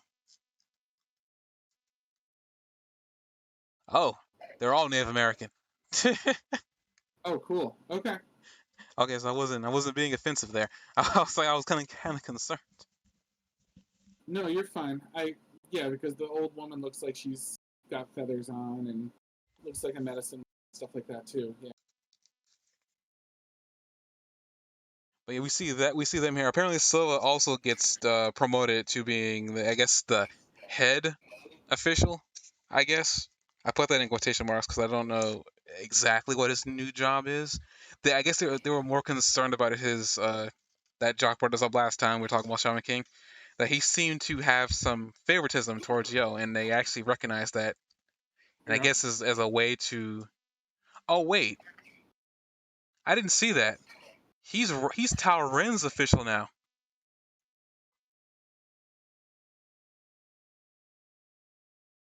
Oh, they gave Silva to Tao Ren. That's why he's there. Oh, I didn't see that. But who's Yo's? Did they move him from there, or is he the official of two people? I'm not sure. So I'm looking like right now as he's talking to him. I don't. I've seen the way you favor this a Sakura Yo. He's an interesting participant, but you gotta be impartial. Maybe he's just gonna be an official for two. Yeah, I guess he's just gonna be an official for two then. That's kind of interesting.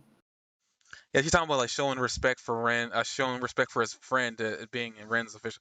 So I guess he's an official for two. So I Okay. guess that's. I mean, great to how this fight ended. I mean, I guess it kind of makes sense. But essentially, we cut to from all that to Yo relaxing on the park bench with Amita Maru. He was just so mad that he's not getting angry. He trains a lot too, you know. Did you know that Ren drinks 3 glasses of milk every day? I mean, he's got to get taller somehow. Uh, we cut away from them again apparently because now we're like now we're now with Tomao and Anna as we I guess we get their thoughts on what how she feels about Yo, and essentially Ren comes riding on a horse. That's the end of the episode. Thank you. They No, got seriously, like he comes riding on a horse, and as he is, like I hate. I watched this episode. I couldn't stop getting Vegeta and Goku out of my head. Oh yeah, entirely. There's no way that is not Vegeta. It's Vegeta being really upset that Goku has an inexplicable power boost after spending time in the spirited time.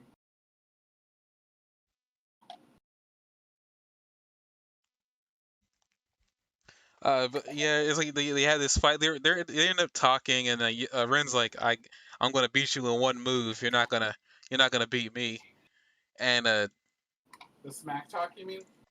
yeah, the smack talk. Talking I toilet. Ren even brings up an Oversoul, his golden Oversoul, which he keeps on bringing up golden this entire fight. Actually, it's actually really all attacks have golden and Basson in its name. Well, because he's trying to brag about how he's a Super Saiyan.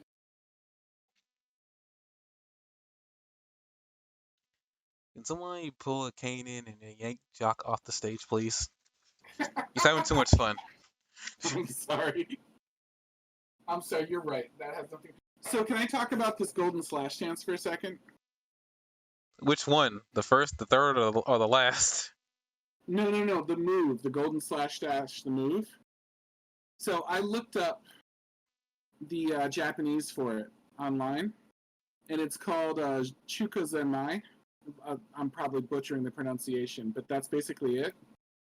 And I looked it up because there's a huge.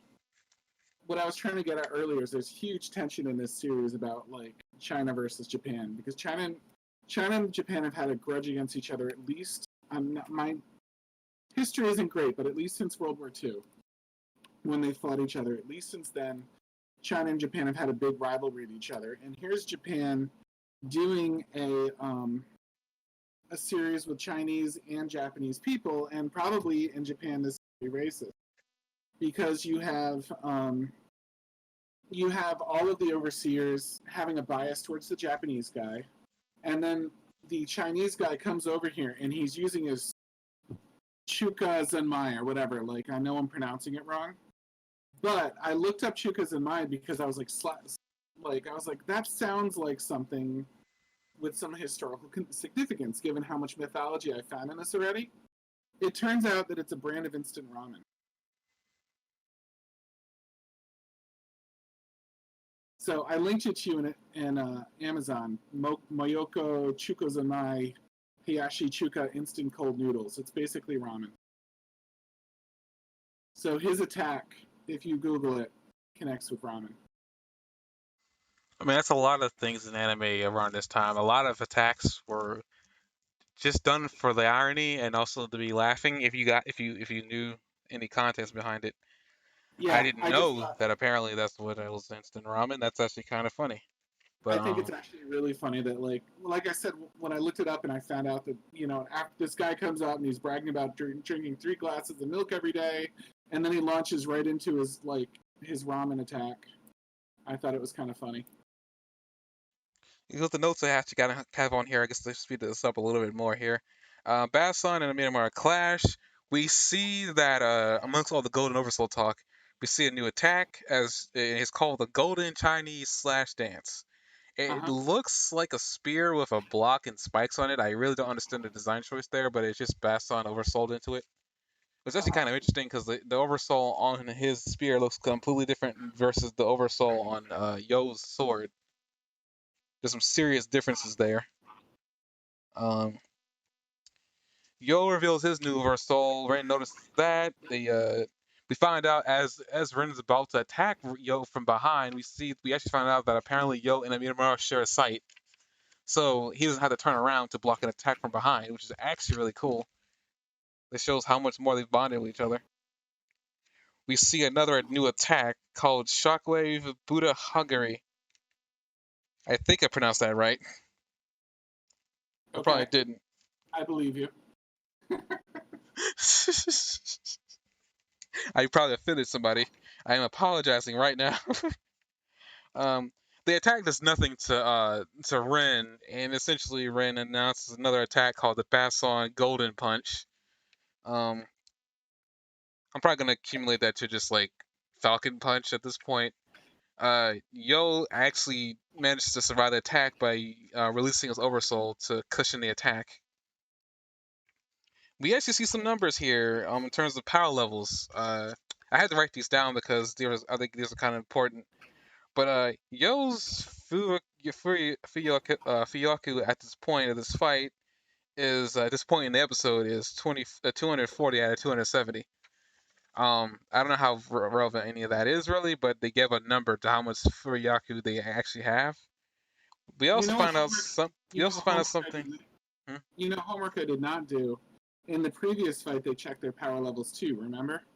I would love to know, and I wish I'd thought to check for this, but I'd love to know what the power level right now that they're reading is compared to the power level from the previous fight before his training to see how much he improved, because they were watching his power, both persons' power levels on that little scatter thing in that episode too. Maybe that's something we can do the next time we talk about Shaman King if we remember. Yeah, that Um, would be really cool to do. and then Rin's Fuyaku, which is BS. Apparently, even though he's using his Fuyaku, he hasn't used any of it. His max is 350. I wrote down that maybe it's because he has more experience with fighting than Yo does. Maybe that's what it comes down to. I put that in question marks because I wasn't sure how true that is. We also find out that apparently Ren's using a lot more of a powerful Oversoul than Yo is, and Yo confirms that he probably could beat his Oversoul by putting more of his energy into Amidamaru and making him bigger. But he brings up the fact that the last time he was using his energy without thinking, he put himself in danger, and he also said that it wasn't like him to, I guess, lose his cool, and calm. So he was learning. He learned to not to think before, I guess, attacking. Be himself. Yeah, be himself. Essentially, what he says, be himself. Uh, which is really funny because he keeps on being himself the entire fight, mentioning that that seems kind of hard. It seems like a lot of energy to put into to doing that. It kind of pisses Ren off, which then again, what doesn't piss him off. It pisses him Uh, off because they mention in this that he's not really being himself. He was pressured into this kind of role. He's a conflict soul. That they even say something like along lines like he's forced to be someone that he's not in his entire life. Like doing the shaman thing and having this on him. When the person was speaking for him in the episode, she asked him free, and then the guy like that was like the big nose villain in the shadows guy that like smushed the baby panda head like said no, I'm not letting him. But she was asking him to set him free. Like she said that because he's sort of like there against. I want to say, we need some rest in peace emojis for that dead baby panda. That panda didn't deserve that. That panda had a bad day. Didn't A see bad that day. Talk about a bad life. He had his head smashed. that guy went full Dr. Claw on that thing. Pretty Oh rough. dear. We need some rest in peace. We need some silence for that baby panda because that panda did not deserve that. Um, Really didn't. but as for continuing the concept of these new attacks, we see Yo has a new attack called a Midamaru Halo Blade. I had to write that down because I remember seeing that. Actually, before that move, we also see that Ren released a new attack. There's a lot of new attacks in this episode that I had to write them down. But Basson Golden Double Sledgehammer. But at this point, Yo has overtaken the fight. He uses the Halo Blade that I mentioned before. We see a flashback to Ren's childhood, and there's a lot of dead people around him. And a line that I caught that I wrote down was, "Ask why are you so rotten?" Um, I don't know who that was towards. It almost seemed like it was something he was asking himself, maybe, or asking somebody that was on the ground who was already dead. Like he was probably around a lot of dead people when he was younger. Feeding it a hole, he wasn't able to be himself. Type of situation, growing up. He pretty much gains a new form for Basson, and I wrote this down because this is a mouthful. Uh, Basson Maximum Oversoul Black Peach. he is wielding two souls. The soul is of a dead horse that Bastard used to ride when he was alive. Uh, that was interesting. But once this happens, we cut to another scene someplace else in the battlefield where we see the other shamans that Yo has fought. Um, we see Faust, we see Horror in there as well. We see Horror complaining that he's wielding two ghosts. That's not fair. Faust brings up the fact that the more ghosts that you wield, the more Furakura you use up. It seemed like he was rooting for Yo there, but in reality, he was just wanting them both to die. He actually states this. And at this point, we wanna I wrote this down too because we get a number for each of their energy levels by this point in the fight, and I count. Yo is at 90 out of his 270 energy level, and Ren is at 150 of his 350. Um, He's gonna have to do him a compost po or a spirit bomb at that point.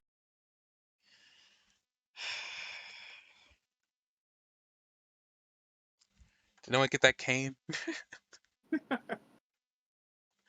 I guess I know that I didn't write this down because I just didn't think it was necessary.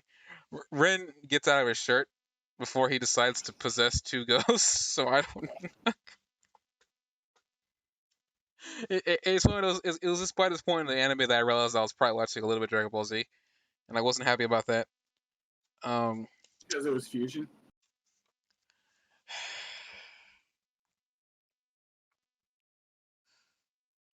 how many times do I gotta say get the cane? Honestly, I thought that was sort of cool symbolism. Like it was better writing than the moment it required. The whole idea here is that Yo is of one mind and Ren is of two minds right now. Ren is trying to do something that's against his better nature, and Yo is remaining pure and being himself and being unconflicted, where Ren is conflicted. So Ren is trying to amplify his conflict on Yo, and he's brought in another like creature, and he's fusing two things together, and he's of two minds, and the creature is fused as of two minds, and he's as powerful as two Rens. I'm sorry, he's as powerful as two Yos because 70 and 150 is about double. And he's coming at him with everything he's got, but he's of two minds, and that makes Yo more valuable. And then they talk about like the duality of this is like all over the place. Talk about, excuse me, the yin and yang of the two of them and things like that too. It was just like one more step in that like story of them being two different things here, and I thought that was really interesting. Well, I want to bring up too. I guess what we're talking about, like the things that make Ren and Yo kind of similar. Um, when Ren is actually first introduced, I think this actually happens on the second episode after we get introduced to Yo. Ren is actually in the same graveyard that Yo was in, looking up at the sky, saying how everything is beautiful and stuff like that. He actually admired the sky as much as Yo did, and Right. he even goes out of his own way to give Manta a message for Yo. He could have killed him, but he didn't. But he went out of his way to give a message to Manta to give to Yo. So I Well, guess in a as really much weird way. Hmm? as much as yin and yang are seen as opposites, each has a dot of color from the other. You know, they're opposite forces, but they're not completely unlike each other. They each have a little bit of each other.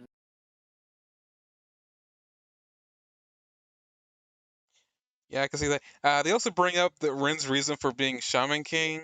I wrote down underneath all that, though Ren's sister's trying to save him. Uh, we learned that apparently the Tao family are a bunch of murderers that justify killing in the name of restoration for their family name. Step aside for a sec. Okay. Sounds like his son woke up. We'll be ending this fairly soon. Uh, Ren is a trouble boy with nothing, but Yo is the complete opposite, as we already kind of brought up. Let's see here. Not much else is written down here. I will say on my end, we have a new attack called the perfect reenactment of the Chinese slash dance. I tried looking that up because I wasn't sure if there was anything important, but I couldn't find anything. I had to I bring have, that back. Oh, I jeez. have one last note here. Sorry, I'm back. They Oh, talk about Ren being like, and I want to bring this up now, and then I'll revisit the concept when we hit 10. But they talk about Ren being like wind and water.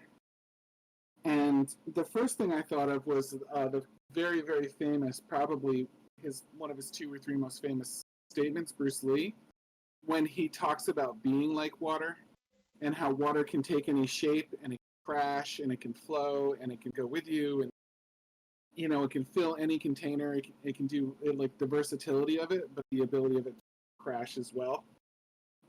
So I'm going to say that much for now, but please keep in mind that as he's talking about Yo being like water, wind and water, and being really pure, and him not being able to take that on, and Yo being able to defend himself, but also to crash and go on the offensive, which is what it ultimately takes Ren. There's going to be some significance in episode 10 that I found for that line that goes on that somebody in Japan or China might understand, but not necessarily us as American viewers. So I want to touch back on that, but this is the right time to go through the entire thing. But I wanted to make a note of that at the end of the fight, he said he's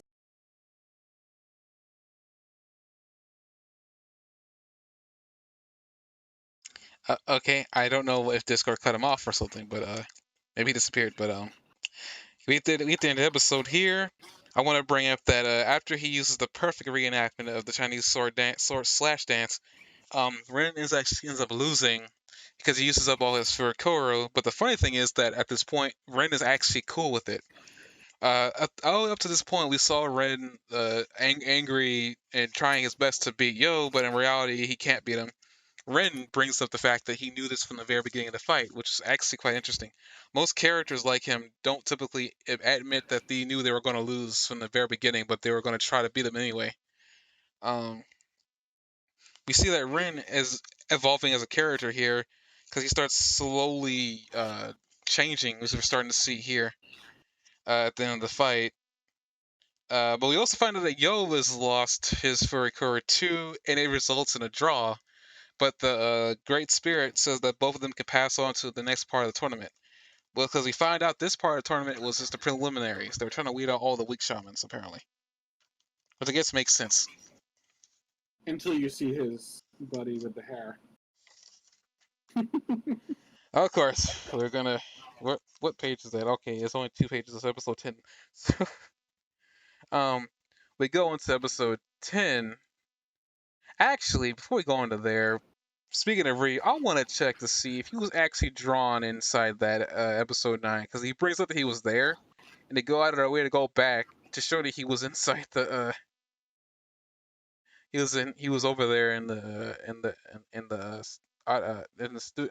stadium, listening to the next bit of the rules,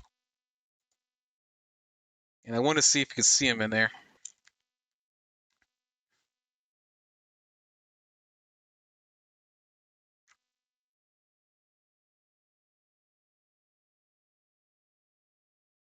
And Silva looks so evil when he's got the headband and the shadow over his eyes.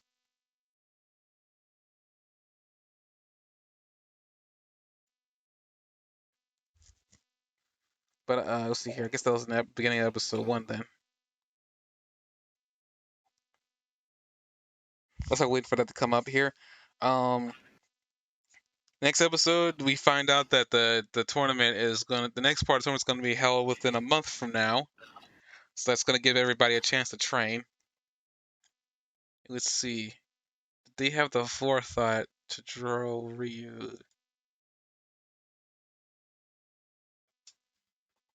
I'm actually trying to look for him right now.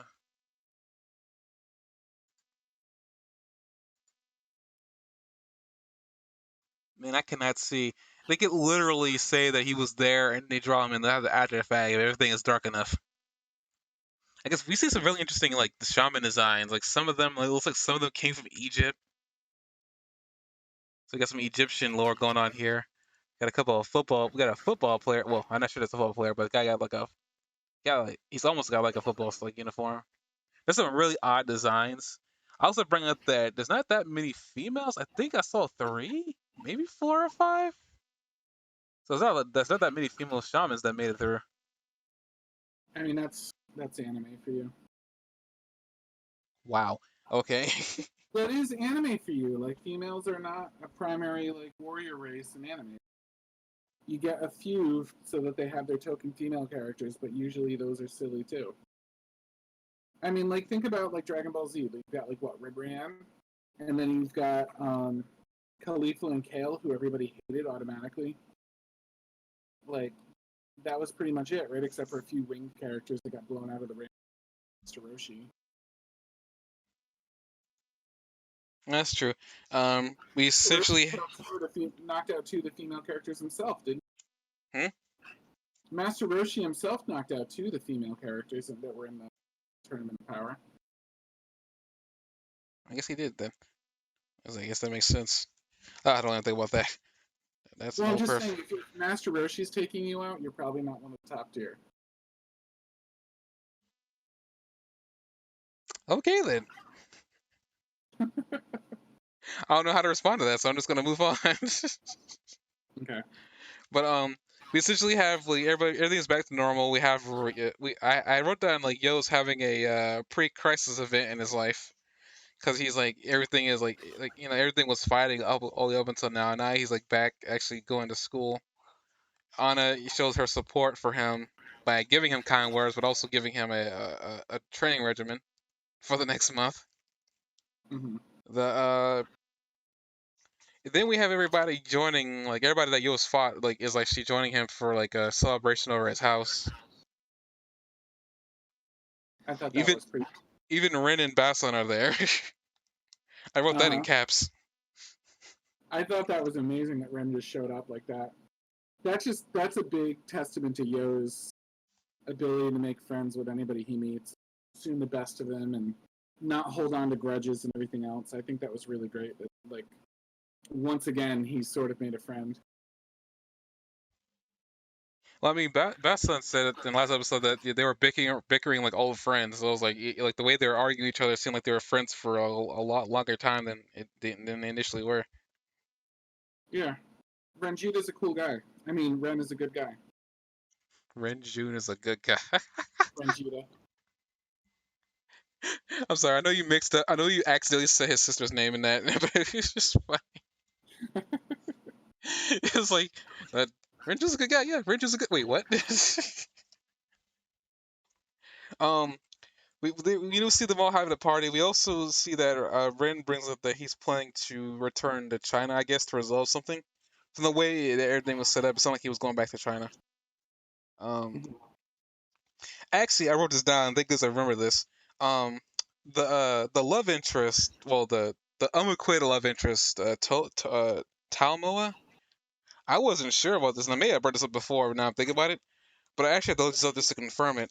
But that this voice actress voiced a character from another anime, and I had to confirm it. So I looked her up, and sure enough, yes, because I recognized the voice. I very rarely recognize Japanese voices, but that was the one voice I recognized. So what was it? Her it was Hinata Hyuga from Naruto. I forgot her. I didn't write her down. I didn't write her name down. I need to do that. Let me go find that out so at least I can properly give her give her kudos for for actually being involved. And it's kind of funny. She's being involved with another girl who's in love with the main character, but this one isn't gonna end up with the main character, unfortunately.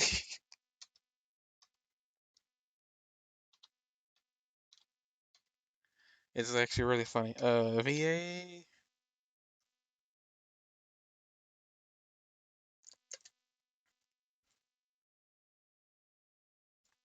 So I can get her name. Wrong anime.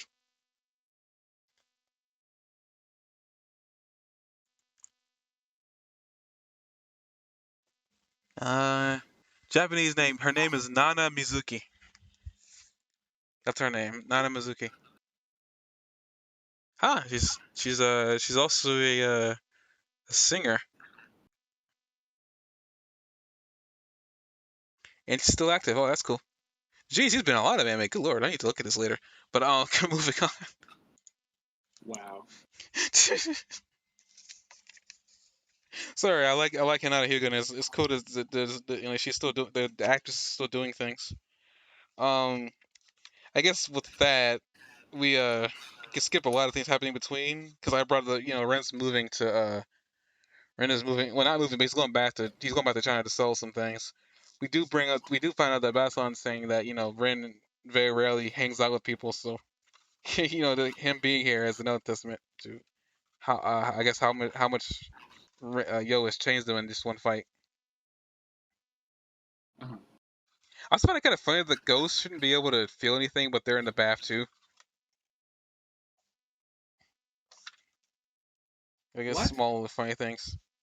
But we cut to something a little bit more important, and I'm gonna preface this, and I think you're gonna recognize it immediately. Um, we run into the monk bros, the monks the singing monks, I should say, the singing monks in a hearse. Why is this important? It almost seemed like a silly. I say it's important, man, because like they were actually a part of the tournament. Mm-hmm. I mean, they were probably doing something illegal, but they're kind of important. But before we get to importance, I think you said you wanted to bring something up about about Ren.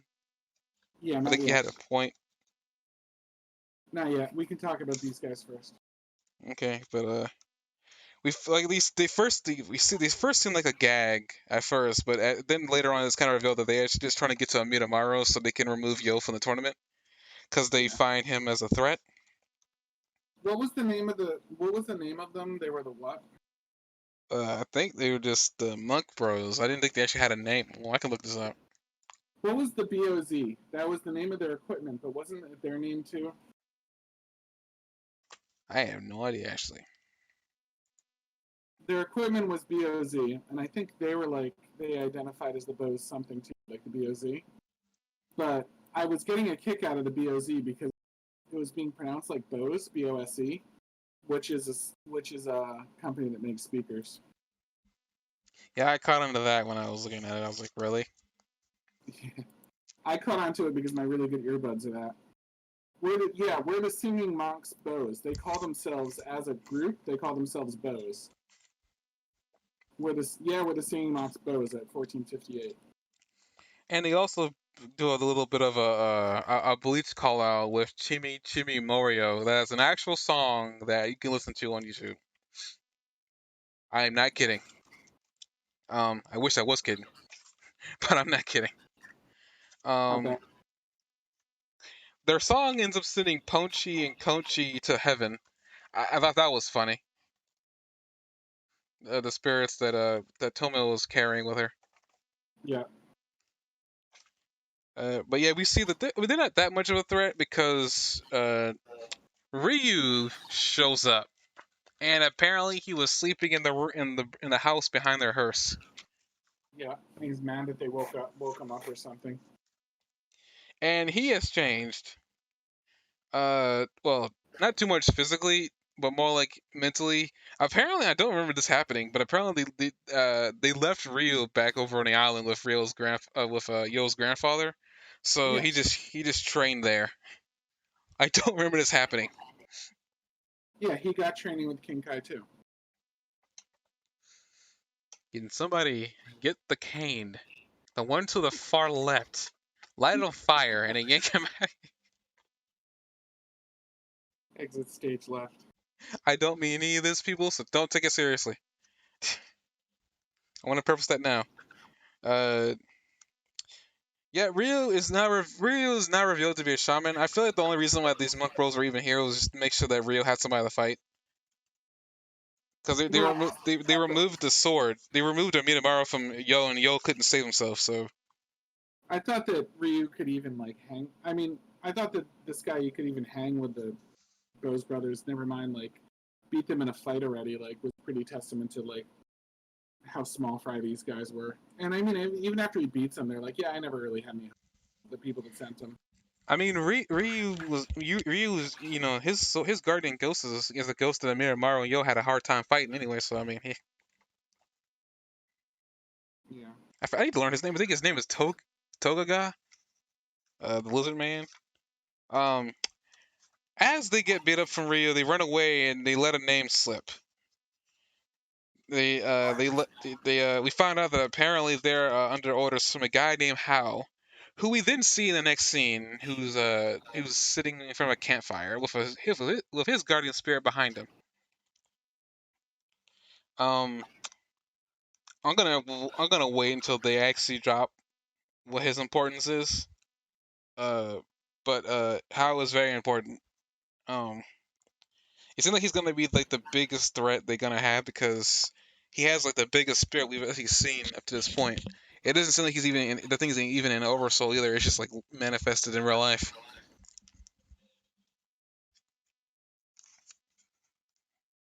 Yeah, but I didn't think they were going to drop him so soon. I was like kind of very shocked that his image was dropped as soon as it was. Uh, as we skip to Hal here real quick, because the Guardian Bros I don't have. Also, give you a break that Ryu's hair started growing back. Apparently, his hair is a testament to how strong he is. So I guess it's gonna get longer as he gets stronger. That's awesome. Uh, to get to Hal, he's got 3 fish, but I want to just if you actually stare at Hal long enough at the side image, he looks like somebody, doesn't he? Who? How? Well, hook me up. I don't know. It's at What 1632. 1632. All right, let me see.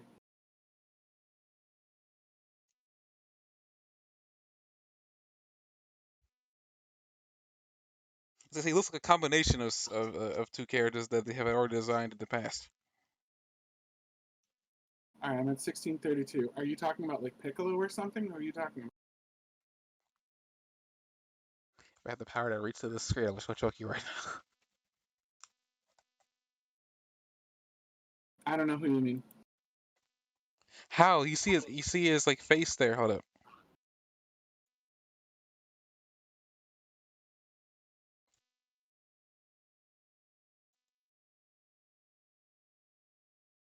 Let me show you a screenshot of what I'm because maybe I don't see anything unbelievable in the 1632 where you showed me. This is what I'm looking at. I know you want me to like flip out and say this is amazing, but I don't see anything really. It looks like You don't see any resemblance. I mean, it it's looks like there. it looks like one of the most generic anime faces ever to me. Not even the hair is tripping you up. Who he looks like.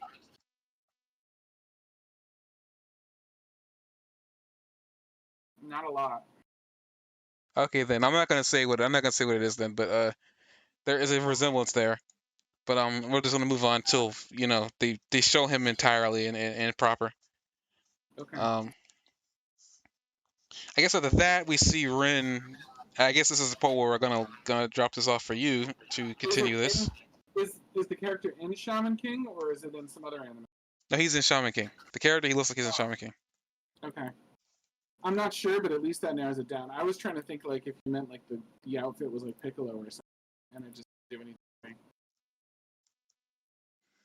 You know, now you brought that up, his outfit kind of does kind of look similar to Piccolo. Just about the shoulder pads. Now we're moving Right. on from there. Okay. But we see Ryu hanging out with everybody else there, but we're skipping from there. Yeah, I feel that's probably what they did. Ryu said he was there, but they probably just added him in there in post or whatever. He probably wasn't there. I thought they were gonna be smart about it and actually have him in there.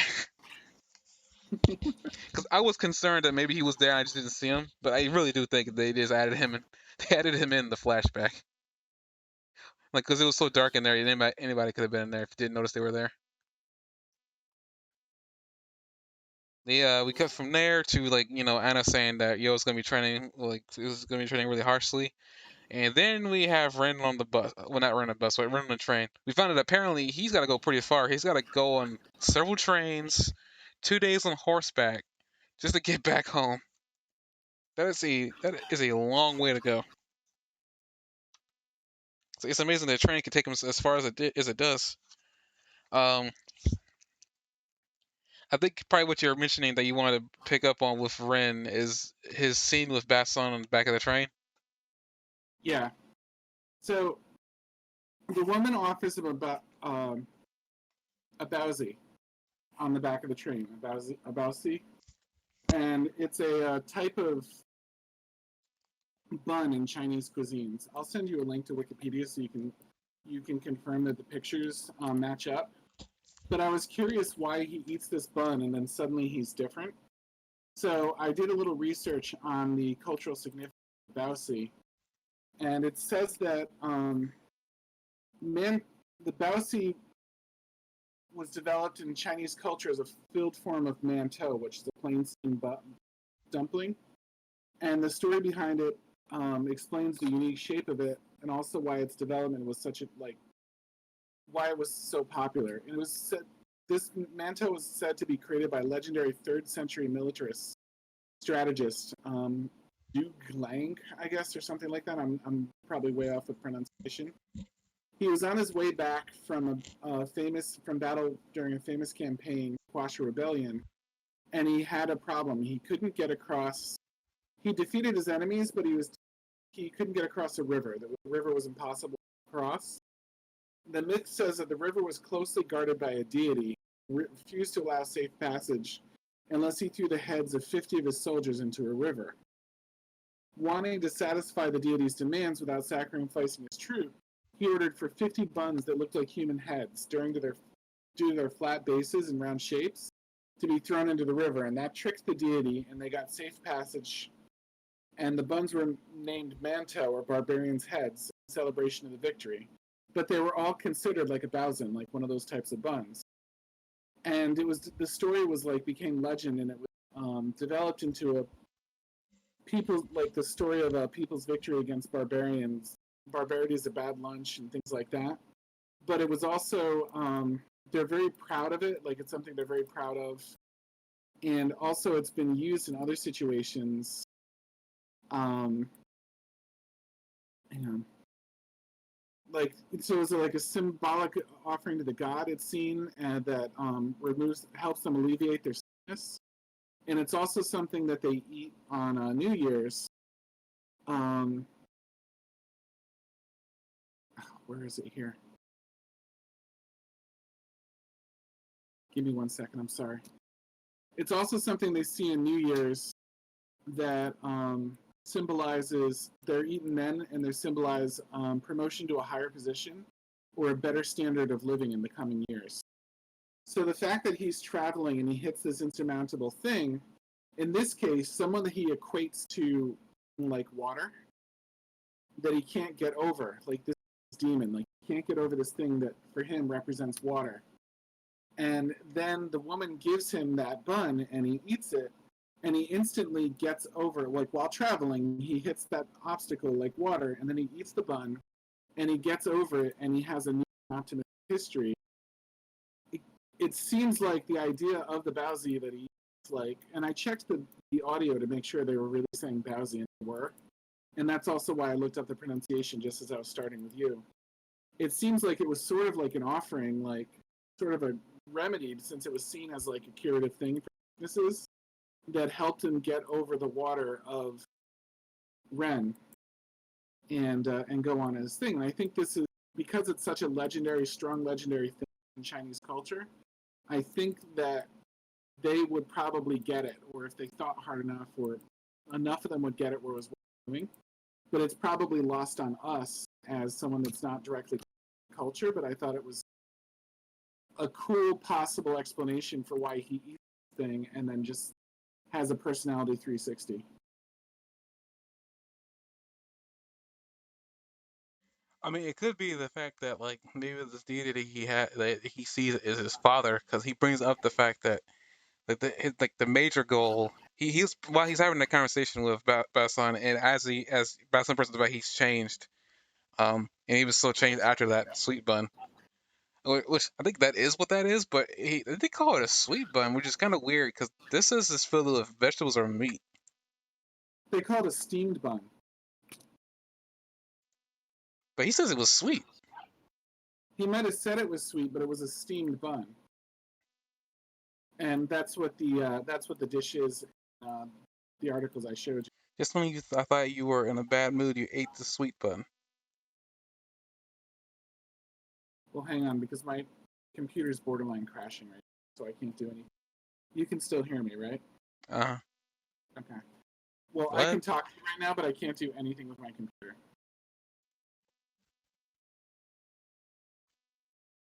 Say something if you can hear me. What? Okay. I think I'm back. No, they somewhere in that scene they call it a steam bun. Maybe it was a mistranslation? Hold on, let me go back. It can probably be both sweet and steamed, though, right? I don't know. I feel like there's a difference. Well, the steamed bun is like a really open-ended food. If you look from that thing I showed you, like sometimes they're filled with meat, sometimes they're filled with other. Yeah, it's called a steamed sweet bun. So we're both right. At 2001. Yeah, I saw it. I saw the sentence. So some of them, like a dusha babo, for example, is filled with sweet bean paste. So some of them, or one of them is sweet yellow custard filling. So they can be meaty or they can be sweet or something like that, and still fall under the category we're talking about. It's less common for them to be sweet, but that also helps understand why she specifies that it's sweet instead of meaty. You know, like you wouldn't be like, here, have this meaty steak.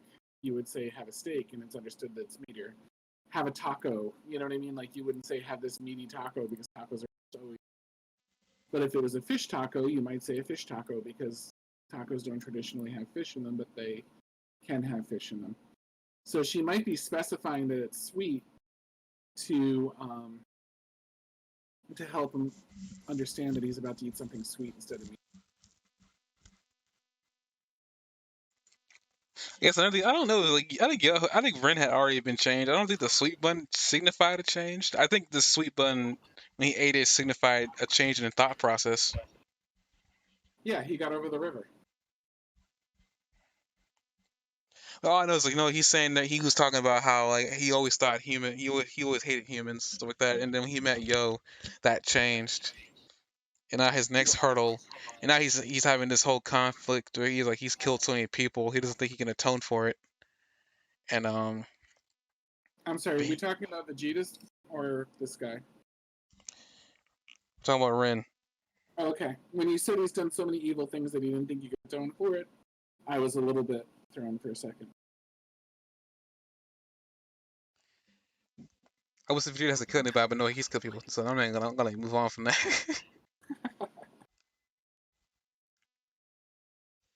But Anyway, then Ren brings up the fact that a lot of his problems have to deal with his family and specifically his father. yeah. And now he's gonna go out of his own way to go and defeat his. He says defeat his father, bro. Something inside me thinks he's gonna try to kill him. Or something inside me just thinks he's gonna. There's a bunch of zombies in front of his parents' house, so I guess this guy was expecting his son to come back to try to defeat him.